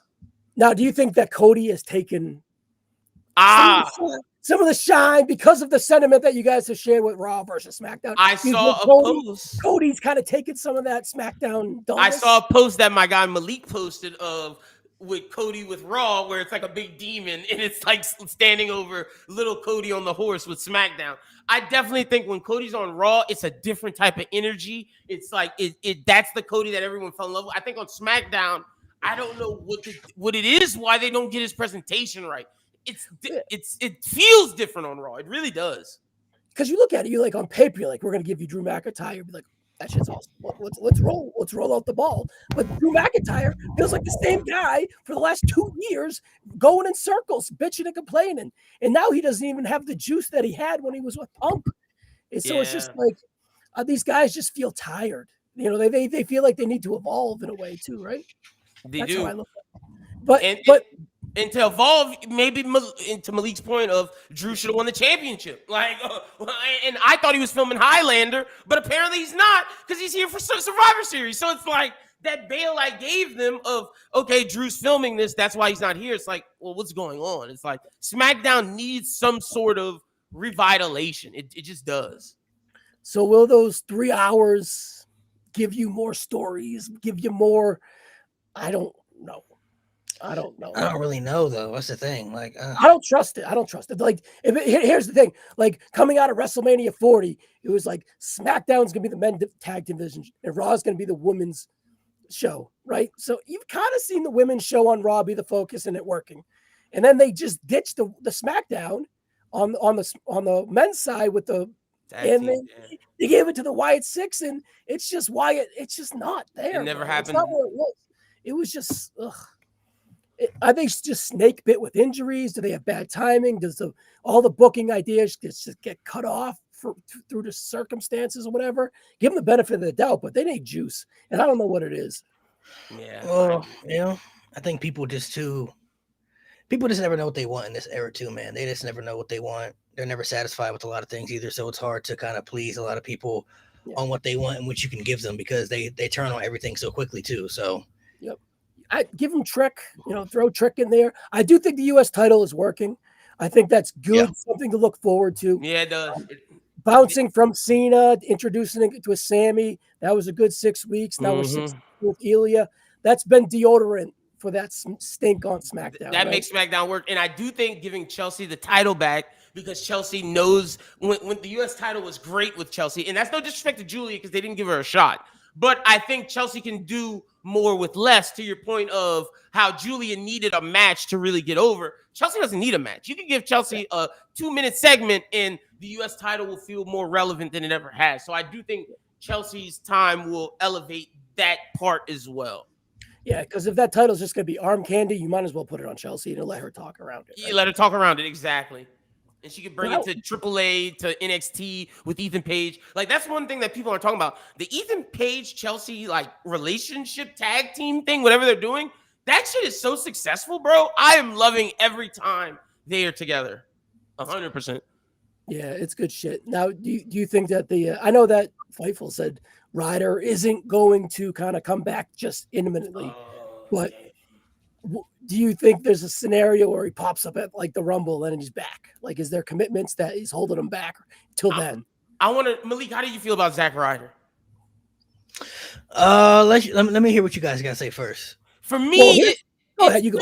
For me, it sucks because it's like, I thought he hated Zack. I thought Zack Ryder was dead. I watched the whole Instagram of him killing it, and we're doing Matt Cardona. But granted, I get you don't want to bring Matt Cardona to SmackDown just to lose to LA Knight. So let's bring Zack Ryder instead. I would want when he comes back officially to be Matt Cardona. Well, and I think that's part of the journey too, right? Because it's like he comes in, you reintroduce Zack Ryder. Zack Ryder is a known loser. He ain't winning this tournament, so you get the pop. You got the woo woo woo. You sell 3 T-shirts. You come back in 6 weeks as Matt Cardona, and there you are. You know what I mean? Okay, You that's fair. reintroduce Zack Ryder. Yeah, I don't know if that's what they're doing though. Yeah, see, I don't think. Yeah, that's us thinking that. Oh, they care. It's like I think he's back though. Like even though it looks like a one-off, I think he's low key already under contract. He just has other dates he has to fulfill because it doesn't to me make sense for them to put his merch on the website and then pretty much say like he's back and everything, only for him not to come back. I think he might be back, but he has other dates he has to fulfill. So it's like, all right, go do those dates, and then when you're done, you'll come back. And so I don't know what to do with him. I much rather him come back as Matt Cardona because Zack Ryder, even though there are people out there who may not be familiar with him as Matt Cardona, that's not our fault that people don't do their research or people don't watch everything outside of WWE. He left and built himself up to a superstar level where he can at least be a great upper mid-card guy in WWE, if not a world championship contender, possibly. People who remember Zack Ryder, they just remember him as a loser. They remember him being a jobber. They remember him being a guy who got over but wasn't given the right opportunities. I don't know. Bring him back as Zack Ryder. It seems like a waste. It's two different aspects of the characters that we've seen and what he's done in the indies, building himself up as the indie god. I would just hate for him to come back and all the work he put in on the indies just really go to waste and be flushed down the toilet with all the stuff that he's done the last 5 years to really mean nothing if he's going to come back as Zack Ryder and be the Zack Ryder of the old. I agree. I think it was smart, if he is to come back, I think it was smart to reintroduce him in that scenario, in that tournament as Zack Ryder.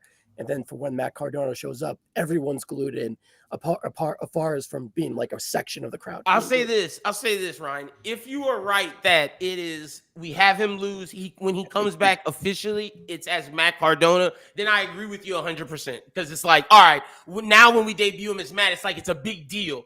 But if he comes back as Zack Ryder, then I agree with Malik 2,000% that it's a waste because it's like you built all this hype up. People care about Matt Cardona. Shit, you had Matt Cardona on NXT, and people went ape shit.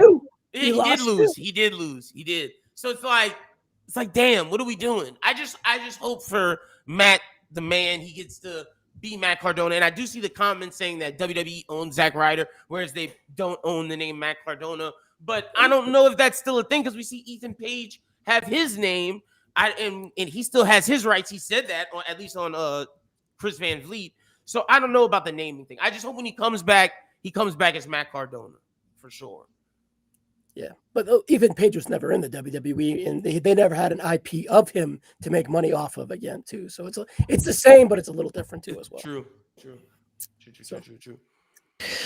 Yeah, I don't know, man. I feel like I don't know what they're gonna do with. I feel like he kind of already is back though, but I could be wrong. I don't know for sure, but I feel like he might already be back. He has other dates he has to fulfill. I can see that, and then because he does have some GCW dates that he has to do for sure. Yeah, they might not bring him back. I'm gonna be optimistic. I'm about to be optimistic with it. I think it'll be back. It'll be in the right spot. They might not bring him back to the Rumble for all we know. So true. Yeah. And when he comes back on the instead of Zack Ryder, you bring him back as Matt Cardona, and that's where you introduce it.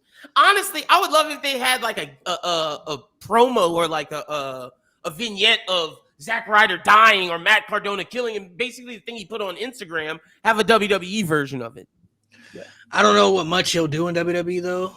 I mean, I don't know because there's already people that they can't even figure out how to use right now that should be in better position. So true. It's a tough aspect. Like they're pushing Jey Uso, but they don't want to push like a Carmelo Hayes, and a lot of people don't like that stuff right now. Or LA Knight. It's weird because with the Jey Uso factor, the people are the one that put him in that prominent position. It's like, okay, to dive more into this conversation.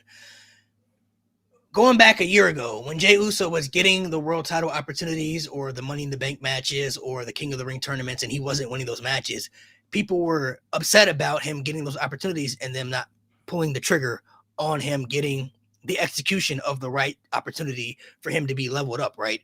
When he was losing to Gunther, when he lost to Damian Priest, he didn't win the Money in the Bank, when he didn't qualify for the Final of the King of the Ring.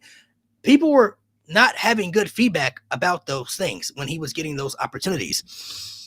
Then out of nowhere, he wins the Rumble, right? Which was shocking. People didn't expect it to happen. but they were finally giving him the opportunity that I do think he deserved because he found a way to get himself over. The people are the one that put him in that prominent position because they were reacting to him every single week when he would come out and they would yeet and all that stuff.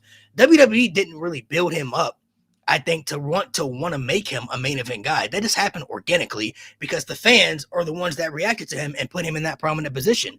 But I do think once he got that opportunity, people saw the expectations and how low the bar was and felt that he's just much better as a tag team guy, it seems like. Like, as a tag team guy, he's great. As a singles guy, though, there's not really much quality there that he's given us for us to believe that he's world championship contender. And I think people are starting to see that. But he's still getting those positive feedbacks, though. He's not getting booed when he comes out. He's not getting rejected by the audience. The fans are still reacting to him in a positive way, so he's still being put in these prominent spots because he's still a top merch seller. He's still one of the most popular baby faces they have in the company. So for Jey Uso, it's like, what do you really want, people? If you don't want him to be in that spot, you're not reacting that way every week. No matter what country they're in, no matter what state they're in America, every week he comes out and he gets a positive reaction from the audience. But then you have people bitching online about his matches and about him being fatigued and about him not giving you quality, but y'all aren't reacting that way in person. And y'all buying merch. The feedback online is not the same as it is in person. That's what WWE is listening to. When he comes out, he's getting massive reactions. So they're capitalizing on that opportunity now because based off how you're reacting to him at these shows. Well, is that online reaction? Is it like a small echo chamber that just seems bigger than it is? And I think that's what they think it is. Yeah. Based upon the live reactions, like Malik was saying, and based upon the merch. Like, if y'all don't like him, stop making fucking noise and stop buying his shit. But y'all keep buying his shit. Y'all keep making noise.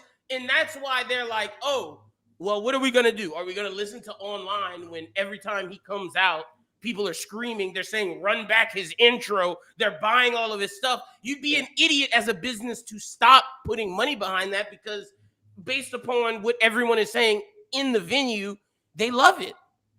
Yeah. So going with Jey Uso this year, I actually tied into being the Unreal show as well because they made him one of the focal parts of being like, we're going to create a star here. Look what we do. And he was all about timing, and he was in the right spot at the right time with the Bloodline equity story as well for the last 4 years, leading into it as well. So it's like, it just makes sense to go with him because of the new reality show, the past, and to make someone fresh. But was like Jey Uso, the man, ready? I would say he about 75% there, but he needed to be 100% all the time to kind of hit that watermark. And I don't think he is really, but I just think he's like, he'll just wind up at that, like, above the Miz level. Like, you know what I mean? Like, he's bigger than, more popular than the Miz, but a lot of his matches are the same. They can be good main event matches with the right people, but that isn't a main event style with your average Joe consistently. Yeah. He's not a guy that can. He's a tag team guy, bro. He's not a guy that can be a lead in matches and stories, I feel. You know what I'm saying? Like, he can't go out there. Stories a little bit, though. He's getting there in the stories. It's just his stories are good, but he's only in there if he's with the right people. Like, if he's with Roman, sure. If he's with Roman, his stories are good. You put him in there with the right guy, sure. But it's like, if you put him in there, like, they tried to match him up with Logan, and that shit didn't work. But we see Logan match up with guys like Roman, guys like Cody, guys like that. Yeah, they both need to be walked together. They need to be walked. They can't. But that's what I'm saying. You can't put him in You can't put him in there with a guy like Logan, who's still learning, and Logan's not ready to be a lead guy yet either. When Logan matched up with Cody, Roman, and Seth, those matches were good. So those were all good matches. But these are guys that can lead. These are guys that can guys. Be the lead main event guys. They got the main event presence. Jey doesn't have that. Like, Jey doesn't. He's not missing that. That does come with time, you know. But it's like, what was the right time though? Because, like, going back to before he won the Rumble, people were begging for him to be in that spot. No, it comes with time. I'm not saying at the time, and he doesn't have enough because based upon. But like I said, when is the time though? That's what I'm saying. You got to think Jay's been over like this since 2023, right? Since that Bloodline Rules match, he was getting put in these opportunity spots, but they weren't ever executing and pulling the trigger. Like, even when they gave him the IC title, he had it for maybe a little under a month. Good, better than his world title matches. Yeah, and he was having at that time. He was having some pretty good matches. His match with Damian Priest wasn't bad. He looked good in the Money in the Bank. You know, his matches with Braun Breaker, like he Yep. was having some good Gunther matches matches at the time. before this. Yeah. Gunther, you know what I'm saying? Like he was having some good matches at that time. It seems like after the Rumble, things just Changed deteriorated for a him. bit. Yeah, and is that Pressure, because maybe? he has more obligations to do, and it just doesn't? He can't fit that, like, you know. And I see what you're saying, Mo. He's 40. How much time he needs? That's what I'm saying. There's no more time. But I feel like during his IC title run, I feel like that's the perfect spot for him. I think when you get him outside of that, where there's more on his plate, more media, more this, bro. Jay's also a guy that wants to have a good time. Like, there's a reason why CM Punk threw water in his face in that Saturday night's main event, because there was shit he was doing the night before. There's people on Reddit saying they saw him. So it's like, he's not, and this is no disrespect to him, in the ring, when he puts his mind to it, he's good. Or he's decent. Let me not say good. He's decent. But he has to put his mind to it, and that's not something he's willing to do all the time. And if you're not willing to do that all the time, you're not a main eventer. Jay's just the weirdest position, though. Like I said, like people complain about him being in these spots, but the audience is the one who put him there to begin with. If he was never as over as he's been the last 2 years, he would have never been the world champion. He would have never been put in the main event spot. The fans are the ones that got behind him. You know what I mean? So he just doesn't fit that. He doesn't fit, I feel like, that main event mold is what I feel. Like he's not giving me the quality that I feel to make me believe that he could be a world champion or a main event guy. If he's in there with the right people, he can have some good matches, but he's not a guy that I feel like can lead a story or a match by himself unless he's with the bloodline. And it's funny because you expect CM Punk to be one of those guys, and for the majority of the match, that felt off. It did. You know, they had no chemistry. None. And I feel like, honestly, Punk, you know, what's crazy though is I feel like the opportunity they gave Jay should have been LA Knight, for me. It 100% should have been LA Knight. 100%. Yeah. I'm not saying LA should have won the Rumble, but like everything that they're giving Jey Uso, LA Knight can do better. He's better on the mic. He has better matches. Mm-hmm. He better charisma. He's a better single guy. He doesn't have the lineage in the family history that. But no, that fair, Ryan. But he doesn't have the lineage. But he doesn't have to have the lineage to get the push. No, I know. I agree. I'm more of an LA Knight guy than a Punk or than a. And WWE has no excuse because Jey Uso has merchandise and the fans. LA Knight has the same things LA Knight did. Now to the point to where it's falling off. Like, y'all have made this man lose his heat. He's heated himself up twice. After the first Money in the Bank, y'all failed. The second Money in the Bank, he's heated himself up twice, bro. And now you're asking him to heat himself up again. Are you going to pull the trigger? How can people have faith?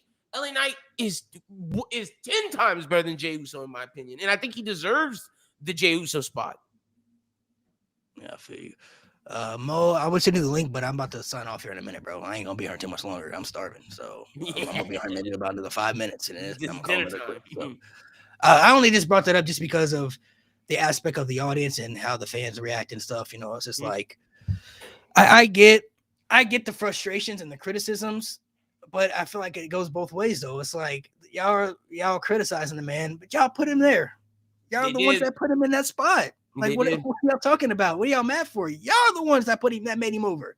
You did, not WWE. The people put him in that spot. So it's same with LA Knight. They just won't give the opportunity to LA Knight opposed to Jey Uso, unfortunately. So you think they didn't put LA in the Saturday Night's main event and put Jay in there because they have plans for LA Knight? Yeah. Or What plans they got? Yeah, Ryan, I can't be optimistic about it anymore. I've been trying to convince myself, he didn't win the Money in the Bank. They have a plan for LA Knight. He didn't win this. They have a plan. Every time, and Malik made a perfect sketch about LA Knight, how many times they've tried to give him the ball and how many times they just pulled it from him. And it's so many, man. I want him, and part of me is now believing, can he beat Cena? But like, if LA Knight beats Cena, what good does that do for LA Knight after if you're not going to give him the championship? It's like, fuck. Yeah, I feel like going to. Let me see what I wrote down here. Hold on. It's just I feel for LA Knight so much. Like, me too. I'll bring it in for a second, Mo. And the man's 42. You know, I know that's the new 35. Yeah. But still, he's still. And see, my thing with that, the age thing, it's like, bro, I'm sick of the age thing in wrestling. Like, bro, that shit. Hold on, yeah, that shit does not. It doesn't matter, bro. The age thing does not matter, bro. We got to remember people, for That shit some pisses reason, me off. I'm not gonna say it doesn't matter because some people, as they get older, they do fall off. You could see a deterioration for certain talent. So I understand For that. some, but not for all, bro. Not for everybody, but age doesn't. When it comes to age, we got to remember, people will talk about this person's too old and they shouldn't be winning, but people will talk about the Ruthless Aggression era when Undertaker was winning the world title in his 40s, begging that Shawn Michaels would win another world title when he was in his 40s. You know what I'm saying? Like, He's talked about begging that John Cena, begging for John Cena to get a 17th world title. Man, almost 50. You know what I mean? So yes, it just depends on who they want in that spot. It's a pick and choose with the people as far as the age thing, because age shouldn't matter for how old you are. And then I hate the reverse where people are like, oh, he's too young. Bro, in every other sport, you could be 18 years old and be in the NFL or the NBA balling. Like, I don't think it should matter how young you are. It shouldn't matter how old you are. It should matter if you're good. To me, that's what should matter. If people complaining about Cena beating Dom, it goes again to the double-edged sword. So people, let me get this straight. People were upset that John Cena beat Dom. Now, yes, if Dom had beat Cena, that obviously could have elevated him more because it's John Cena. That could have meant more. But people also wanted him to be the Grand Slam champion, so there comes a double edge. But Dom losing isn't going to affect him. Not at all. People were upset. People were upset that he didn't put over Dom, the young talent, but that's literally all John Cena was doing for like the last 7 years, and people hated it. They complained about it when he lost to Austin Theory, when he lost to Solo Sikoa.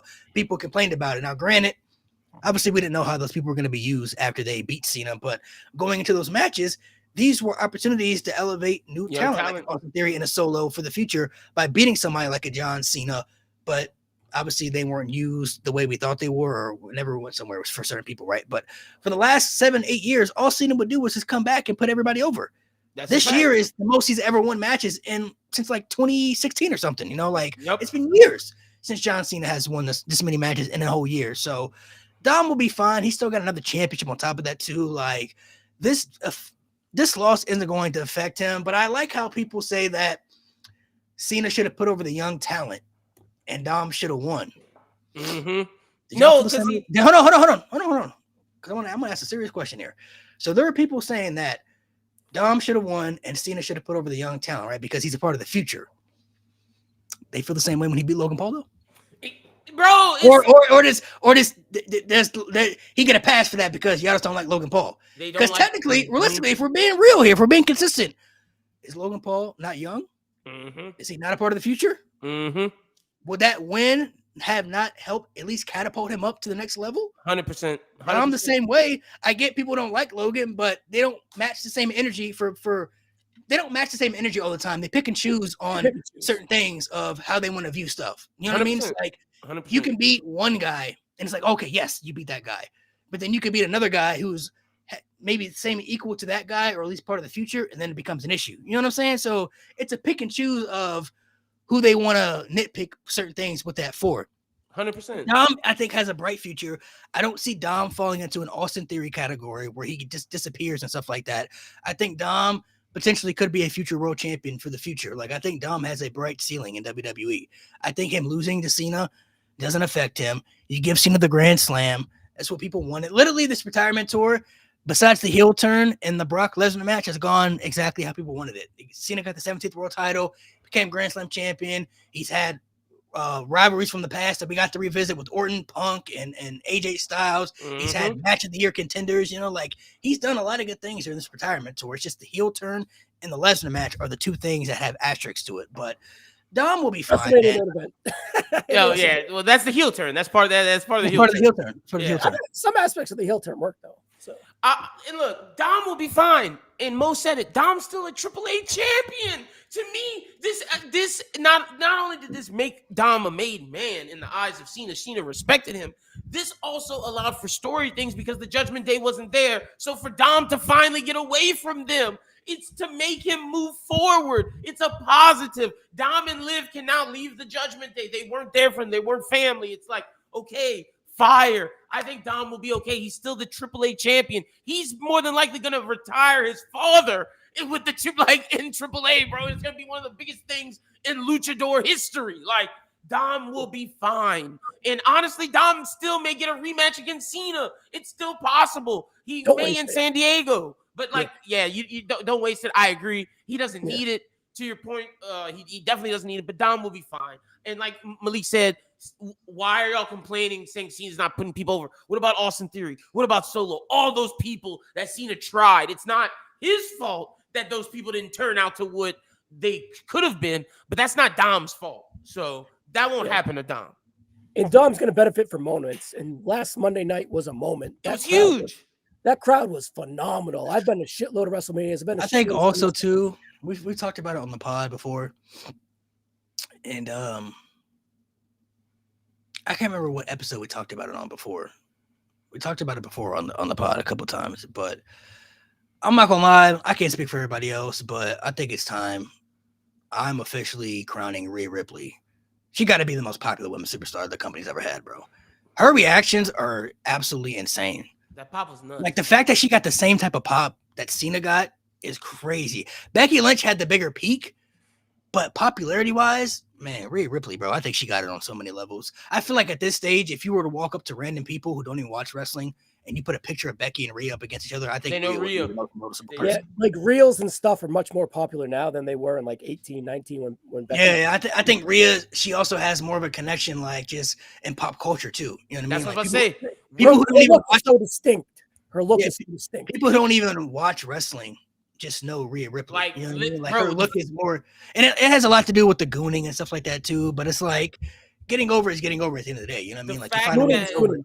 The fact that Drake posted her and said he was his muse on Instagram. The fact that my girlfriend and my girlfriend's friends don't watch wrestling but know who Rhea Ripley is. That shows how Rhea Ripley is pop culturally known. She's in the cultural zeitgeist, bro. Becky has the biggest peak we've ever seen, and she had crazy popularity too. But Rhea, bro, I think she surpassed her in the popularity. Oh, she definitely has, bro. Becky's more known to wrestling fans and more important to wrestling fans. Rhea's more known worldwide to just humanity, which is crazy to say. Like go back and look at that reaction when Cena won the IC title and then Becky It's the same, bro. It's the same. It's the same pop. Yeah, it's the same. It's crazy. I was there. It was the same. It was.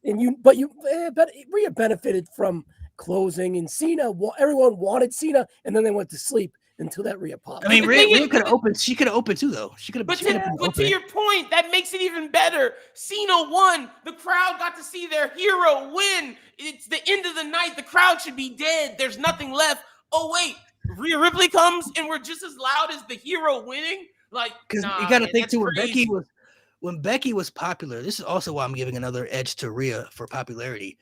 When Becky reached her popularity level, this was still during the Big Dog Roman era. Mm-hmm. Seth Rollins wasn't getting accepted as much. People were sick of Brock Lesnar. There was nothing there. Mm-hmm. There was a perfect time for a woman to be able to catapult up to that. Rhea's in the Roman Reigns Tribal Chief era, the Cody Rhodes American Nightmare era, the Jey Uso Yeet era, the LA Knight era. Like, she's in the era with other popular superstars at a high level, and she's right up there. Like she's with the big dogs, bro. She's with the big dogs. That's a fact. No, let me not say with. She is one of the big dogs, bro. She has the best merch sales with Roman and Cody. Like, outside of Roman and Cody, it's Rhea. Like, the only other person that can compete with those three is when she's active is Bianca. Like, in terms of popularity, Bianca's the only person that can catch those three. Outside of that, that's it. It's Rhea, Cody, and Roman. They're the most popular people. The top 5 most popular people in the company would have to be Rhea Ripley, Cody Rhodes, CM Punk, Roman Reigns, and then you probably have to throw Jey Uso in there. Like, as far as popularity. Is the 5th? No, not in order, but like Jey Uso has to be in there for his popularity. Like, yeah, for sure. I'm not mad at that.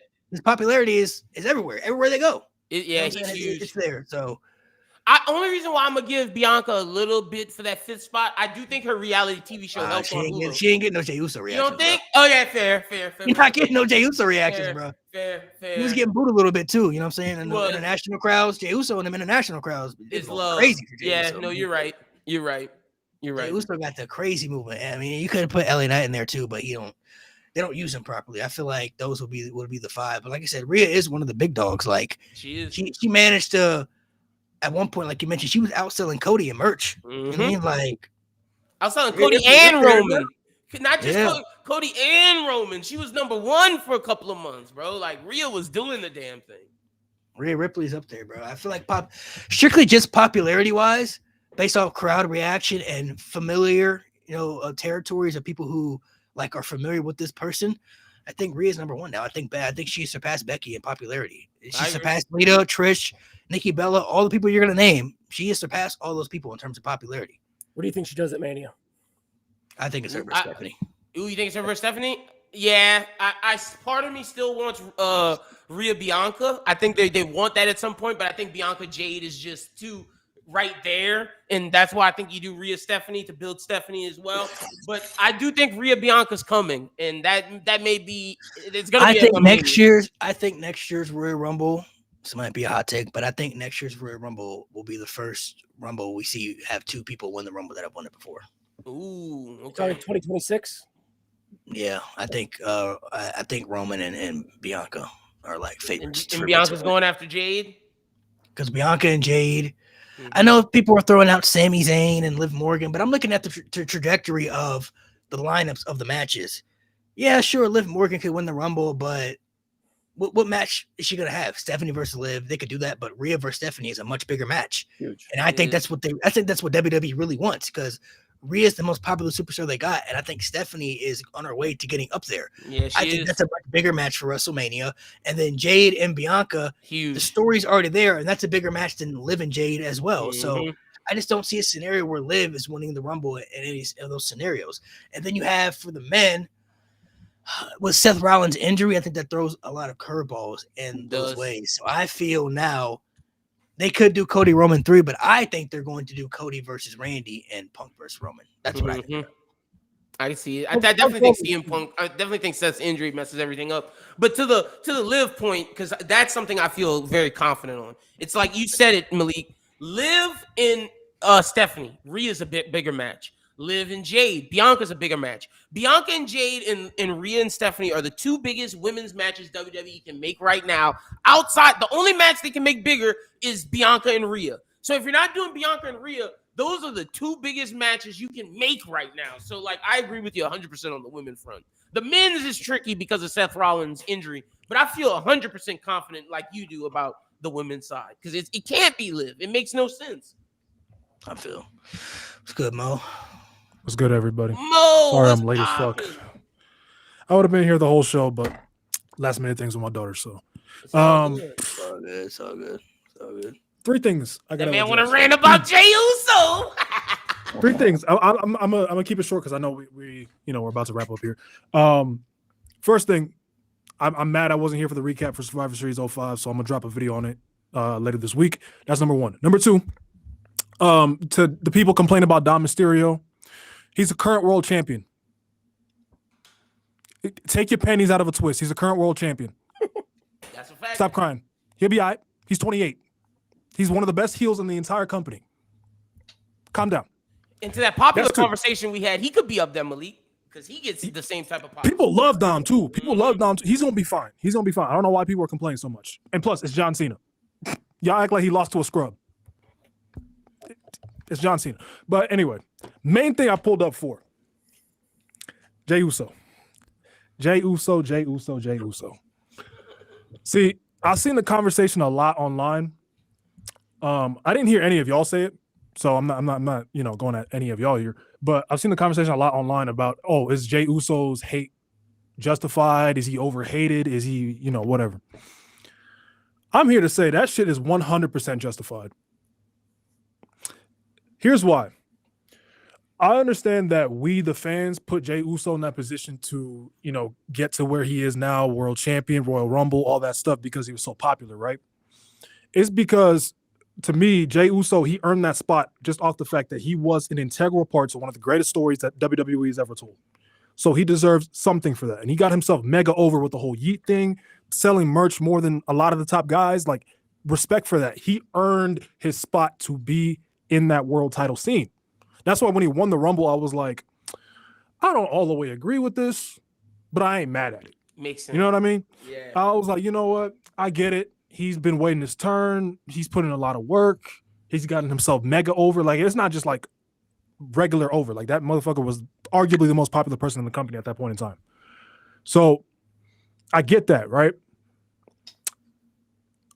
But once you get in a spot, maybe you should perform like it. So when people are coming at Jay sideways, when he underperforms time and time again, and it didn't really piss me off as much until I saw this clip from Unreal, because I legit refused to watch Unreal. And so I saw this clip where literally the higher ups are addressing the actual issues with Jay Uso in the ring. You gotta get more wins. So I'm like, so your bosses know what's wrong with you, yet you're not tightening up, yet you're not producing at a main event level when they've given you damn near everything. They gave you the Rumble, they gave you a world title match at WrestleMania. You did some shit. People, there's legends like Roddy Piper. They've never done that shit. You did all that, and you still refuse to get better. You still refuse to perform at a main event level. Stay better. That's the problem. That's the problem. Like, we can say, oh, the fans put him there. The fans put him there. Yeah, like I said in the comments before, I could want a video game and expect it to be great. But if it's dog shit, I'm going to complain. The thing is, though, I don't know how much people really expected Jay to level up, because his style has been the same even before the world title push. There's nothing about him that's changed. His matches were the same. His moveset is the same. Like, there's a reason the Jimmy and Jay match at WrestleMania 40 wasn't great, because they wrestled the same style. So even before, I think a lot of his negativities were hidden because he was in a tag team for so long. He didn't have to wrestle all the time in matches. He was in a tag team, and that worked for him. Even a little bit as a singles guy, his stuff with Roman was good, but Roman's matches are very slow paced. They're more storytelling matches. It's not like boom, boom, boom, boom. It's very building up to a climax and leading to something. Mm-hmm. Jay Uso, I don't know what people were really expecting for him to change, if you ask me. Like, everything about him has been the same. Nothing about him has changed. Like, that was never going to change just because he got a main event spot. He's been doing the same stuff, and he's been the same guy for many years. He just got a catchphrase that got really over. I'll say his effort needs to get better, because like we were saying, his effort is not there. When he was Intercontinental Champion, his matches, we liked some of those matches, but the effort was there. You could tell he locked in. Because is the effort there, or was he just in the ring with the right people? Because we talked about that before. If he's in the ring with the right both, people, maybe a mix of both. It might be both. It might be a mix. If he's in the ring with the right, like, how come he could put on a good match with Braun Breaker, but he can't do the same with Logan Paul? When we seen CM Punk, we've seen Logan Paul. Like, if you put Seth Rollins in the ring with Braun Breaker and Logan Paul, I know he can have good matches with both guys. We've seen it. Yeah, we He have. can have a good match with Braun Breaker. We've seen him have a good match with Logan Paul. Jey Uso, how come he couldn't have a good match with Logan, but he can have a good match with Braun? You know what I'm saying? Like, he's not meant to be the lead guy in matches, which is why I think he's just not fitting for that world title. He deserved 100% the opportunity to at least get the shot. Yeah. You know what I mean? But now, knowing what we've seen, there's not really much about him that's going to change. I don't know what people are expecting for him. That's why I say he needs to step aside for a guy like LA Knight. And it's crazy because his brother wrestles a completely different style when he's singles. If Jimmy would have got that opportunity, I don't think we're complaining about Jimmy's matches, because we saw what Jimmy does with guys like Melo and a multitude of guys who aren't on the level of some of the people Jay gets to wrestle. It goes to a point, though. You also have to remember, everybody who likes wrestling likes different things. True. You know what I mean? True. Jey Uso, for his fans, people who rock with Jey Uso and support him, I genuinely don't think they care about his wrestling style. They don't like him because of that. They like Jey Uso because maybe they like him maybe because they feel some type of connection with him. Mm-hmm. Maybe they think he's cool and he's somebody that they would want to be like if he's a wrestler. He has a cool entrance. He has a cool presentation. He's somebody that they look at him and like, man, that guy is cool, man. I would want to be that guy. Energy, yeah. He has the energy. You're right. That's exactly what it is. He has the energy there. It's the same with like the Ultimate Warrior. Ultimate Warrior had energy. He had charisma behind his character. But when the bell rings, there ain't much there. You know what I'm saying? Right. But people who like Ultimate Warrior, I don't think cared that he couldn't wrestle. Same with Goldberg. People didn't care that his matches were limited or squash matches. He had the presentation that they liked.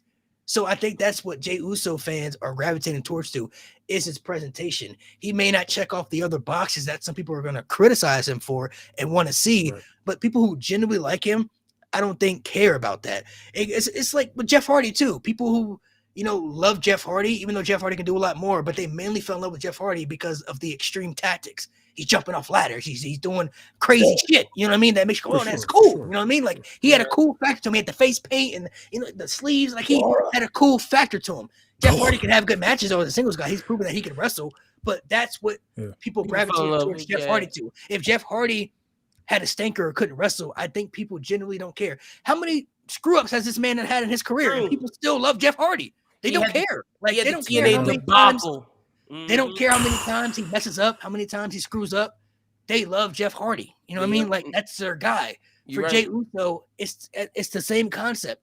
People who like Jey Uso, I don't think really care about his style of wrestling or how poor his matches may be.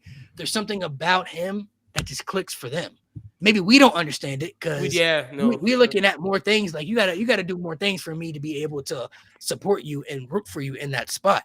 But for people who rock with Jay, they like him just because, for whatever reason. I think it mainly has to do with his presentation. Well, I think the issue then, it isn't, because I'm glad you said Ultimate Warrior. I think the issue then that Mo you have then shouldn't be with Jey Uso. It should be with the Booker, because just like with Ultimate Warrior, Vince said, okay, enough is enough. Vince stopped it and stopped Ultimate Warrior. Pivoted back to Hogan. So maybe it's not. Well, that's what they did, though. Didn't they do that with Jey Uso? They gave it right back to Gunther. Yeah, he had the belt for 2.5 months. Nah, they did give it back, but I'm saying like, thank God, we gotta move him like out of these. Like, he shouldn't be in the spot against Punk. You know what I'm saying? Like, it pisses me off. I think it pisses me off when people.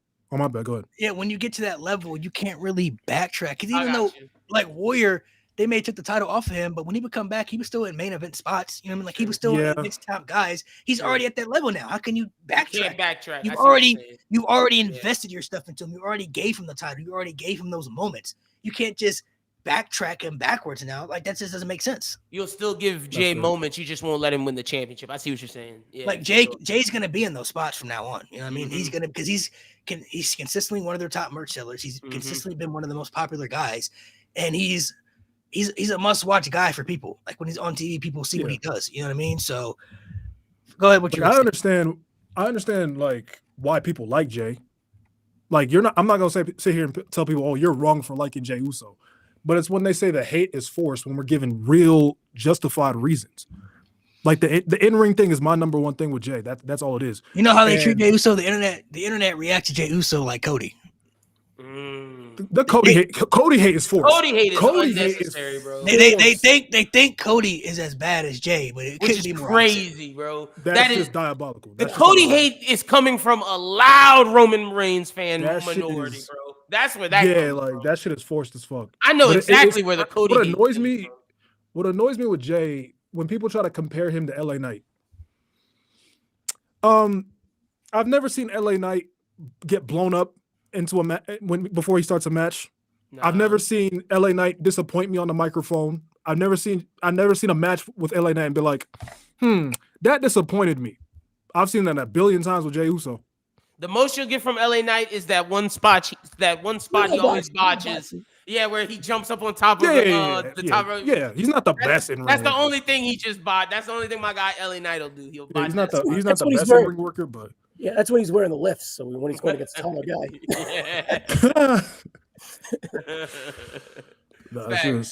I don't hate Jay. I just his fans sometimes be. I don't know, bro. They wouldn't have survived 2010s, bro, with John Cena, bro. And John Cena was good. It's just people were bitching and moaning about every little thing he did.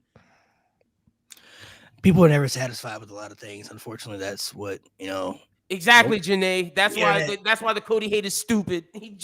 Cody will always give you a match of the year contender, bro. Cody's one of the best wrestlers. I understand that not everybody gravitate towards the baby faces that Cody portrays, because it's very superhero, good guy, over the top gimmick. I understand that, but my thing is, people just blatantly lie too much about things just because they don't like somebody. If you're not a fan of somebody, it's okay not to be a fan of them. It's okay to say that, like, hey, I'm just not a fan of that guy. It's not my cup of tea, whatever the case. But when you blatantly lie and say Cody's boring on the mic, he doesn't have good matches, he has no charisma, now you're just lying, because none of that is true. He has all those things. Yeah. They're just trying to fit their narrative. He gives you that consistently every year since he's been. They're trying to convince themselves in their minds that he's really this bad wrestler, this bad person. But he's not that. He's actually good at what he does. It's the same with Roman. It's the same with Cena when he was getting hate. All these people that are actually good at what they do. You may not be a fan of them. That's cool. But to blatantly just lie and say that person is just not good at anything, now you're just being too much hater. Now the hate is really forced. You know what I mean? People are still pushing the Cena hate with like he can't wrestle. I'm like, there's no way y'all are actually watching these matches with open eyes if you're telling me John Cena can't wrestle, bro.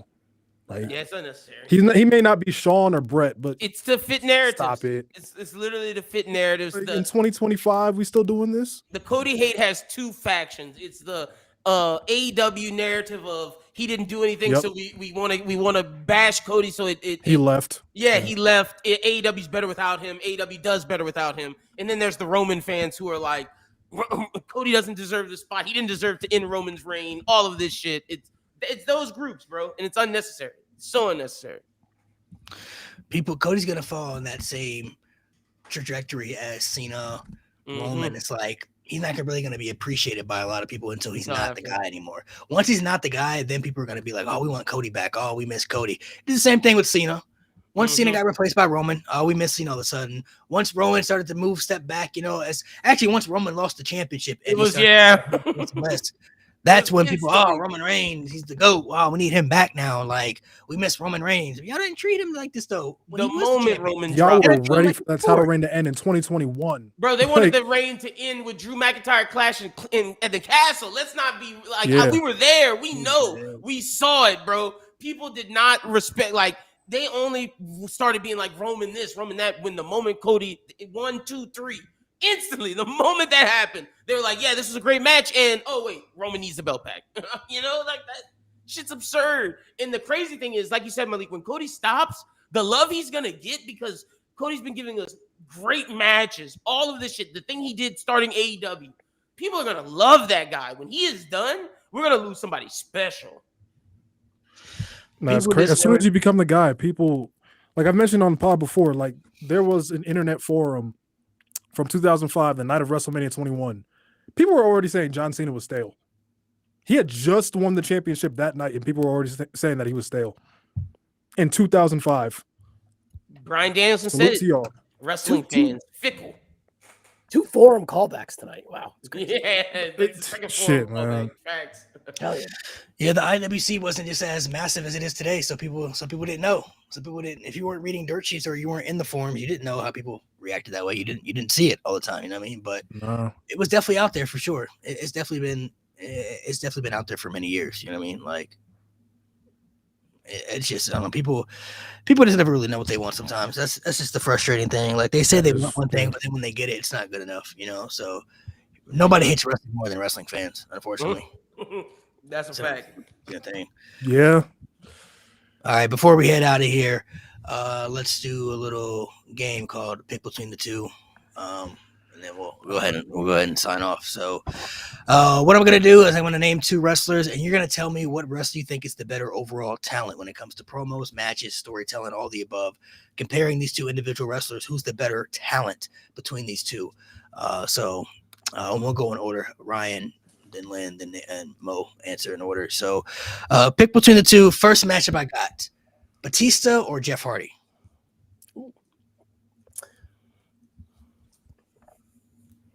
All right, those are 2 different flavors of ice cream right there. So they are. Batista has had more success. I would say Jeff Hardy has a bigger fan base. Batista's probably a better promo. In ring wise, probably whatever style you prefer. Batista probably has better big main events. Jeff Hardy probably has a better catalog of matches. Jeff Hardy has all those mid-card and tag team stuff too. Longevity is Jeff Hardy. My gut tells me Jeff Hardy, but I see Batista. I can see the case for Batista. I would pick Jeff Hardy though. I don't need to go long. I was never a Jeff Hardy guy. Give me Batista.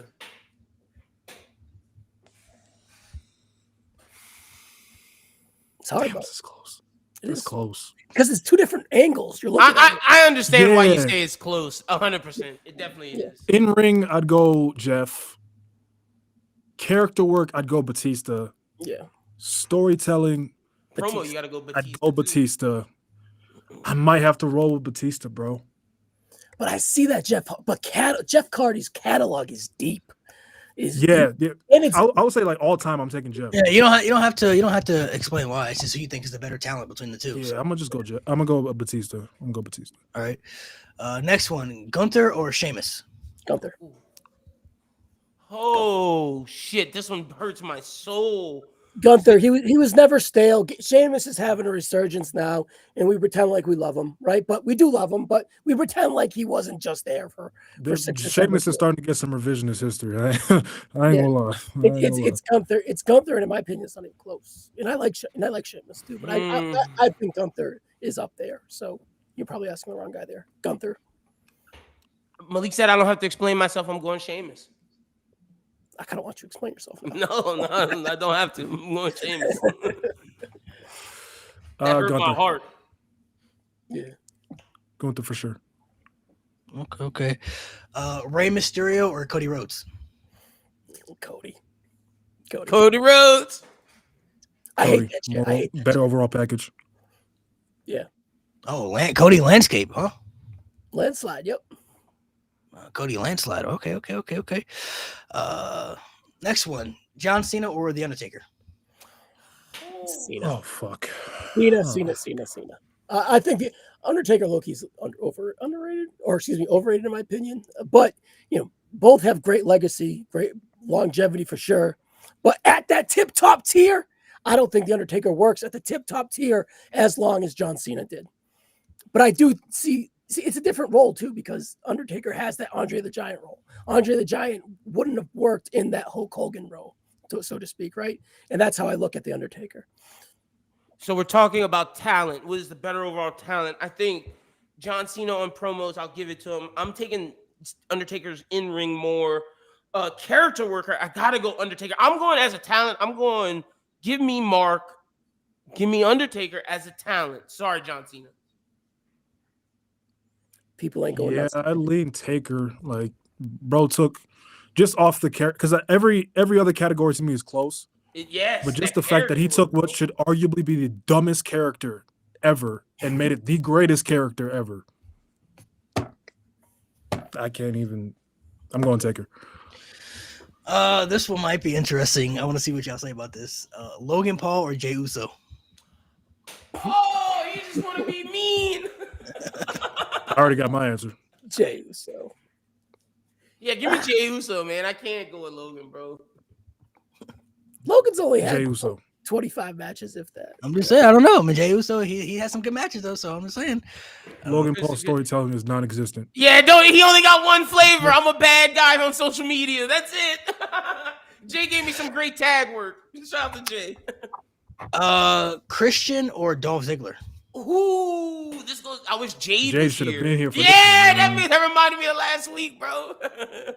So this is out of left field, right? Ooh. This is tough, bro. This is tough. Because Ziggs is that guy.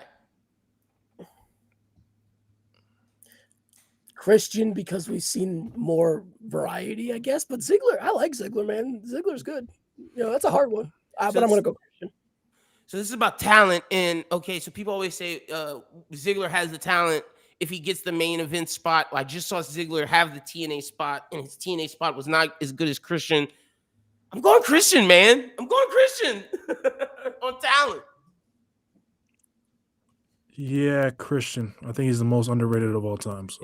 I'm going Christian. Yeah, I don't think his WWE stuff illuminated what he could be. But TNA showed exactly who Christian could be a great heel, bro. Like 100%. Like I said, you guys don't have to elaborate on this. You could just your answer. Elaborating the fun part a little bit. Yeah, so your answer is your answer. Yeah. Let's dive into some of the women. Alexa Bliss or Liv Morgan? Oh, okay. Oof. I know my answer right away. All right, I would marry Liv Morgan. I was kidding. All right, I thought we played that game. I was like, chill. All right, I got Wrong game. wrong game. My game. I won't go crazy there. All right, Alexa.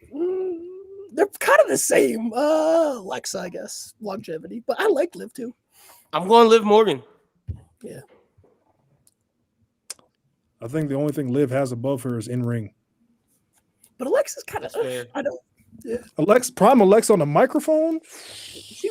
2016, 17, Alexa, Liv's never. Liv's pretty good though, so we'll see. I'm going Alexa. Liv's getting better. Liv's gotten better. The way I broke it down, Liv, I prefer in ring. Alexa's a better character worker, and I think promo, I prefer the way that Liv Morgan does her daddy Dom. Like when she get into a bad girl, I'ma talk like I like it, baby. Give me Liv. Give me Liv. I think what he do with Liv if we're playing that game. Yo. I'm taking Liv on both, brother. Yo. So who's your answer, Mo? Oh, Alexa. Okay. Chelsea Green or Roxanne Perez? Oh. Again, that's two different. That's Two flavors, different wavelengths. Yeah. I'm gonna go Roxanne because I think she's a little better, but I adore Chelsea. I think she's awesome. I'm going Chelsea Green, man. Chelsea Green's a better character worker, better promo, and Roxanne may have her in ring, but 2 out of 3. And when Chelsea can go, when you actually see Chelsea go, Chelsea can go with the best of them. We saw her versus Penta. I'm going Chelsea, man. But in fairness, I think Roxanne would have a good match against Penta. No, for sure. No, 100%. I was just defending Chelsea's in ring with. I know. You're on mute, bro. Yeah, I was about to say, is he talking? This is similar to the Jeff Hardy Batista one. Yeah, It's we like- can't hear you now. It is. Yeah, we can't hear shit, bro. I don't know what He's happened. thinking. He probably unplugged his mic or something. I don't know. Yeah, No. you don't know. Still nothing. This is Chelsea Green's not a bad answer. but this is definitely just like the Oh wait. Oh. I thought we heard something. My- Yeah, you're back. Okay. It was Roxanne and who again? In Chelsea. Oh yeah, That's a good Roxanne. Just off what she did as NXT Women's Champion. Man, now you lagging, bro. It's crazy. My lag. You see- God damn it. You see how he talking? Yeah, that's wild. Let me fix this. I don't know what. Oh my. I don't know what that did. My All still. right, now he back. I think he back now. All right, cool. That was weird. Oh yeah, okay. So what's your answer again? Roxanne. Roxanne, Just okay. off what she did as NXT Women's Champion. I think she has more upside too. Yeah. This one might be easy, but I had to put this on here. Nikki Bella or Rhea Ripley? I You would could have make said the any case name for after that. Rhea Ripley. Come on, Malik. Yeah, Go. Rhea. We don't have to spin long. There's a fucking spirit bomb to a Masenko. Give me Rhea Ripley. Bro. Good anime pull, bro. That is a spirit bomb to a Masenko. Nice. Now you talking in ring or you talking gooning? No, I'm just playing. I'm Shit, Rhea might have both. Rhea I'm does off have that both. I'm just trying to give Nikki Bella a shot here. But anyways, continue. Nikki Bella might have both. So Bro, that's a Rasengan to a Kamehameha. That's like crazy. Like not even. No, Masenko, like, bro. Yeah, bro. Like fix your camera again, Mo. You're lagging again. Am I still like? Jesus Christ. yeah, this thing. it went back. It went back. What the hell? Okay, hold on. Let me just. And Malik, quick question: did my camera fuck up today? If not, Nah, that's it was good crazy. now? today. It was good That's today. crazy, bro. But hey, let me tell you, my restream looks different, so I definitely think the update finally worked. So, but whatever. Like I said, Damn, bro. What's up with that light, bro? Light it brighter, bro.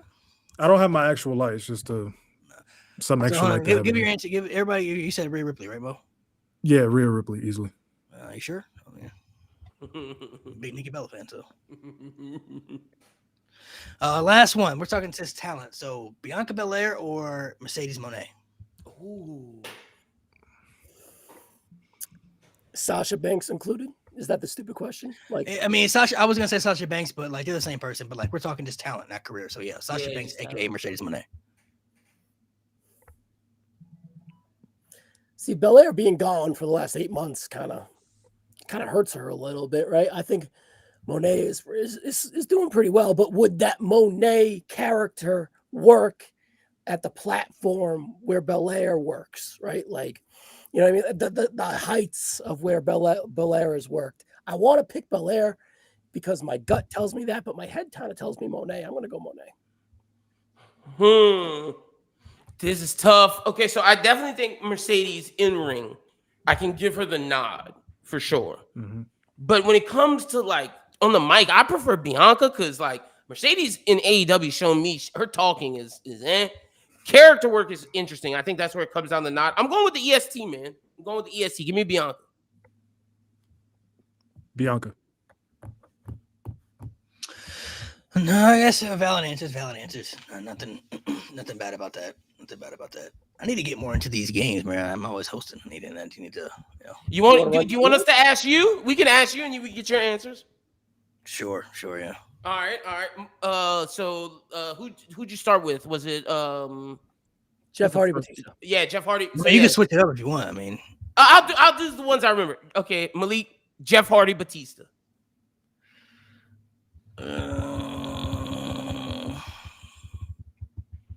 that one's kind of tough. I'd say Jeff Hardy. Jeff Hardy. Okay. A little bit. To change it up, I'm changing up this one. John Cena, Randy Orton. Cena. Cena, Not even okay. close. Not even close. Okay. Undertaker, HBK. Undertaker. Ooh, he said that one fast. Yeah, Mo. He said that one fast. He didn't even think about it. He said, No, yeah, I think about As it. talents? as a talent, yeah, we talking about Other than in ring, Undertaker checks off every other box.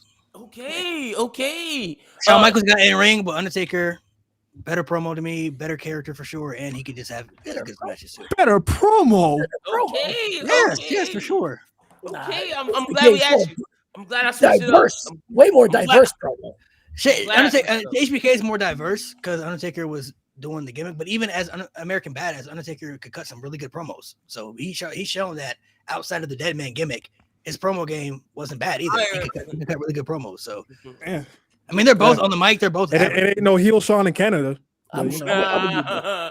All right. I mean, Shawn Michaels' promo work is cool, but it's not like top tier. Undertaker's not top tier either, but I think Undertaker's better on the mic by a little bit. All right, I got two more men before we Shit. get to your women's. Cody Rhodes, Rey Mysterio. That's the same one you gave us. Rey Mysterio back in his prime was really good in the ring. He was, but Real good. But I think Cody In the checks ring, off more not box. I think Cody better on the mic. I think he has just different layers that are just better by a little bit. So I'd say Cody. All right, hell yeah. I'm changing up your Gunther one. Gunther, Drew McIntyre. Drew. Ooh, okay, nice. All right, let's get to the women. Bianca, Sasha Banks, Mercedes Moné.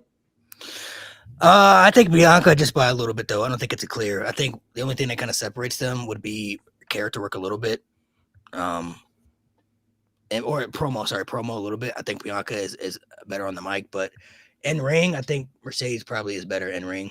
And then when it comes to character, Bianca probably better at that. But I think what gaps it is just Mercedes promos are like they're like hit or miss. Yeah, they are. That's why I I chose think Bianca. Bianca's promos are just a lot better.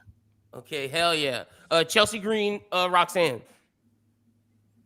Low key, I'm gonna say Chelsea Green. Yeah, that's my guy. We went the same one. Hell yeah, bro. I'm gonna say All Chelsea right. Green. All right. I'm gonna switch up because I switched up some. Alexa Bliss, Charlotte Flair. Talent. Charlotte. Okay. Charlotte. All right. Hell yeah. All right. Sure? No, just playing. Let me know. Let me know. Rhea Ripley, Stephanie Vaquer. That's the final one. Rhea. Ooh, okay. All right. Hell yeah. Stephanie's on her way though, but Rhea got better layers right now Right. than Stephanie does. Now Stephanie's in ring ability is really good, but Rhea just is able to do a little bit more as of right now. Facts. So I think Stephanie could definitely be on her way up there, like for the future. Like she definitely the next 5 years or so. Like she gonna be up there, man. She gonna be up there, especially if her English is better. Like if she's able to get more of a better, English accent and everything. Yep. Hey, She got it. She does. And from the interviews I'm seeing, she's only been here, I think, like a year and some change. She's bro. gotten better, Mo, She's- from her she's AEW. gotten a lot Yep. better. She got a lot better. So Yep. A lot better. her promos are going to only improve a little bit, like I said. But if she gets better and better, it's going to be like Milli Vanilli. You know what I'm saying? Like when they first, before we found out they was, lip singing. But I'm saying they had the accents in the beginning. You hear him talk now. Well, one of the guys passed away, but you hear the one dude talk now, and clear English. You feel me? Sounds like Milli he's from Vanilli here. is such a Facts. crazy pool. That's how it was though. When they first, It's when they first 1992, they bro. couldn't It's such a crazy pool. It's a good pull though in terms of accents. What he's It saying, was. so it works. And then It the thing that was. That's how Stephanie people. had- That's how people knew suspicious. Go back and look at them press conferences. They'd be like, They had them accents. And you're like, oh, wait a minute, Yep. though. Crazy, bro. 100%. But the thing that I think Crazy downfall. Stephanie has that Rhea that made, Rhea's from Australia, and you would think that Rhea's worldly, but I think the place that Stephanie's from actually helps her more than it does help Rhea. The fact that Stephanie's from South America, she can tap into the whole Latino culture, and tap into South America as well. Like, nah, bro, Stephanie has a chance to be really special. She does. Yeah, Yeah, I mean WWE's always been looking for that Latin star. Like they Mhm. tried it with Del Rio, they tried it with They had plenty of them. Mystico, aka Sin Cara. But I mean, like the mainstay, like a Rey Mysterio type beat. They got Dom. They've had them. I don't think they ever had a women though. They never had a Yeah, woman yeah. one. Now they can Yeah. now they can tap in with the women's side too. Yeah. You had Eddie, you had Ray. You know what I'm saying? Like you've had people in that spot. You know what I mean? But It's to probably his, not real, but to yeah. his point, after Rey Mysterio, they have been looking for one to replace They've him. been looking. Yeah, they Yeah. haven't really. Yeah, they wanted Sin Cara, didn't work out. They Mhm. obviously wanted Del Rio. Del Rio. Just didn't fit that Yeah, well. alright. I think. See, I mean, they have like Penta now too, but I don't know if Penta will reach that type. It's gonna be Dom and Steph, man. It's gonna be Dom and Steph. I feel. I think Penta's like upper mid card max. I fuck with Penta heavy, but I love I don't Penta, see them bro. giving him that big push. You said Dom. I don't know if they gave it to Dom because they kind of wanted Priest, but they haven't really done much with Priest either, like much lately. So Priest is kind of falling off. yeah. I don't A know if they little give it to Dom though. Like I don't know if Dom, Because he's on like the worst wrestling show on fucking television right now. But, you know. I don't know if they'll give Dom like that. I don't know if Dom will have that Rey Mysterio, Eddie Guerrero type aura, like Ooh. vibe. Maybe not that or nah, maybe not that. I don't know if he'll get that. Like everybody has somebody to represent their community. You know what I mean? Well, most True. people, like the Hispanics usually Rey Mysterio. But Eddie I'll say, Guerrero, but I'll like say that. this: the thing that helps Dom, I don't know if you know this, Dom has been going on a lot of the young Latino podcasts, like some of the most popular people, and they love him, bro. Like Dom's Yeah, doing he's some- gonna fit, but it's like Rey Mysterio, bro. Like I see what you said. Eddie I know what you're Guerrero, saying. like yeah, He may not that's get to the- that hard, level, man. but he could be a very good representation. For maybe not he for could be a very good us. representation. He But could be a for very Jen- good representation, but like, Yeah, Gen Alpha, bro. Gen the Alpha's type gonna love of- him. and he might have a better WWE career than Ray, possibly based off how he's booked and treated. Maybe. But you Maybe. got to think Ray is like the face of Lucha Libre, bro. No, like, he is. I know he Yeah, is. Ray's another level. Like when you think of a mass wrestler, Rey Mysterio gonna be the first guy you think of. Yeah. Literally, it's either him or Kane. 100%. Yeah, like you think of a mass wrestler, Rey Mysterio. That's the first answer. Yeah, everybody it's goes the say. first one. They make replica Mhm. mask based off his mask. You know what I mean? Like No, 100%. 100%. Juan Cena too, man. Ray's gonna have it, but everybody has like a representation of most representations. Like you think of Samoan, you think of The Rock, Roman. Mhm. You know what I mean? Yeah. You know, people like the Lucha Libre, Rey Mysterio. You know, the black community. I mean, Booker T was up there for the black people. Booker T was a good representation. New Day. Yeah, New Day. They were good ones. The white people, you got plenty of options. You know. Yeah, you got, They got everybody. wrestling. Literally, like if you look at the top 10 across the board, Of course, El Grande. Yeah, so Grande. Next representation. Of course, there he is right there. and the show. Greatest And superstar of the all show. time. Great, yeah, great pool. And the Yep. show. El Grande Americano, man. great show right there. Man, more over in Mexico than Vikingo, bro. Come on now. Facts. That's crazy but true. But Kingo's a heel, bro. They hate him. He's not even a bad guy. They He's just don't the like John him. Cena. That's the crazy thing. He's a John Cena there. And the crazy thing is, Vikingo is like one of the best wrestlers in the world, bro. Like, El Grande, Just 'cause though, he beat El Del Grande got Rio. more in Mexico, bro. You know, crazy world. yeah, Del Rio, he's the man. You know, Del Rio is the guy, man. All right, guys. So before we get off here, Mo, who you think is going to be the final members of the War Games matches? What's your takes on that, real quick? Oh man, I think they keep Jimmy in there as a fall guy because I think division Cody is Rain. winning. Yep, good one. So I would say Roman for the face side, and then probably Brock, to be honest, for the What do you for think? the heel Cena, side. So what? then what do you think Cena does if that's the case? That's Probably defends that IC title. Ooh, Probably. rematch. You think the Dom rematch? Maybe because they're in San Diego. I Yeah, think they that's just what run that I'm- again. See, I don't know if they do Um, that. I think they might do Dom and Ray. That's what I was thinking of. That's But what you think so, right? Yeah. That would be the right thing to do, but Listen, you know what somewhere they that probably that's do? not They're even probably planned. gonna do. They're probably gonna do Cena and Ray. That'd be worse. I'm And not have- mad and at have- that. about it because Cena and Ray's in San Diego, and they kind of been having them interactions too, bro. I can see You that. drop it? Does he drop the IC to Ray and then you Yeah, do triple Ray threat? versus Dom? A triple Ooh, threat? I'd be cool with the triple threat. I'd be cool with the with triple threat too. Outside the box in a way. See, I don't know if Roman's gonna be in there. I feel like Cena would just be there because we know he's gonna be there Monday, Yeah. and I feel Yeah. like Cena would just be like, "We need somebody to help us, man. We need somebody we can trust." John Cena, like, I just have to be like that's who. I can see that. Roman That's was his last Raw, "Be up bro. Till Christmas. It's gonna be Yeah, his last. I don't ever think Raw. Roman might not be back till next year, bro. Roman said he's not trying to see the twins until Christmas. Ryan's right. Until the holidays, yeah. Yeah, he said I don't see y'all ass till Christmas, bro. But nah, y'all, That was bro, the best Oh, line of fucking- 2025. it's fucking crazy that this is gonna be John Cena's last ever Monday Night Raw. Nuts. Like, It was electric on Monday being there live. It was crazy. oh man, He'll probably have a match on Monday against somebody, his last Raw match. Mhm. Which I don't know. Honestly, this just to make people happy. This is to give him the Miz. Just put the Miz in there. Why not? Anybody begging for that? Salute to you. Honestly, I think it might be Theory. And make Comes redo. back. That would be hilarious. That'd be hilarious. I think it might be Theory. And hey, if it's Theory, that's how you get John Cena into the Survivor Series, bro. Into War Games. But Theory is the last man. Instead of Yo, who y'all Brock. think Solo's opponent is? Bro. I want to say Oba, but they just brought him back to NXT. Joe Hendry, bro. You know who it is. Save money, Joe Henry. I kind of want Ziggler. WWE, bro. He just Solo and Joe Hendry. I honestly don't know, man. signed. I wanted it to be Oba, but you're right. Oba is back to fight Ricky. Oba's not Well, coming actually- up. I watched Pierce's video today. At the end, he was like, no one has guessed it yet. I've seen a lot of people speculate, but no one has guessed it. Maybe So- Jericho. It would be outside the box. Jericho. You're right. That's why he went on that press tour of TNA looked like the second biggest company. He'd be doing those. He'd be The doing moment those Jericho after- left- Yeah, why did you AEW say that, bro? Like, Hell, Because you know why? nobody's thought of Jericho. So I mean, I could see Jericho being in there. Man, you know why Jericho said that shit, bro. He left AEW. he's coming right back home. He coming home. Fuck AEW. Jeff Hardy. I don't know about Jeff Hardy. Bro, keep Jeff Hardy's ass in TNA. I don't think it's gonna be Joe Henry. I think it's the safe money because he's got that shit cooking at NXT with Thea. Joe Hendry is the safe money, but I think I believe Malik. Nobody's guessed it. I'm trying to think of people from Yeah. the past. A lot of people from back then are kind of gone already. I believe Malik. I think it's Jericho, bro. Jericho. I think it's Jericho. I don't know Bull Buchanan. what's his son's name. B square is crazy. His son is Brooks Jensen. Brooke Jensen. Yeah. Let's do it. Let's do it. I like B Brooks squared is crazy, bro. B Square, man. That's who it is. B Square, baby. Jensen. Maybe like this. man. Danny Basham. Danny Basham. Bro, go get my guy, bro. He's a. Oh, you know who's gonna be perfect Tonga, person. bro. One of the very few people to beat Cena for a title. Orlando Jordan. Come on now. Oh nah. Alex Riley, what's up?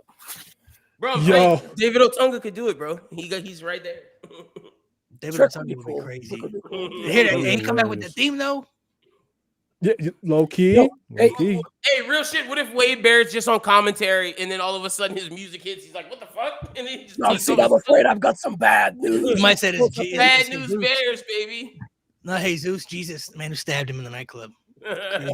That's crazy. Hey, I think I called back to 2004, bro. this might be showing my age, but I don't care. You think they do the short entrance ramp at MSG tomorrow? That'd be sweet because you know they want to pack everyone. in. Ooh, I love that little stage, Hey, like OG. Rumble away type thing. Yeah, Yeah. actually, I think they, Why did they stop doing that?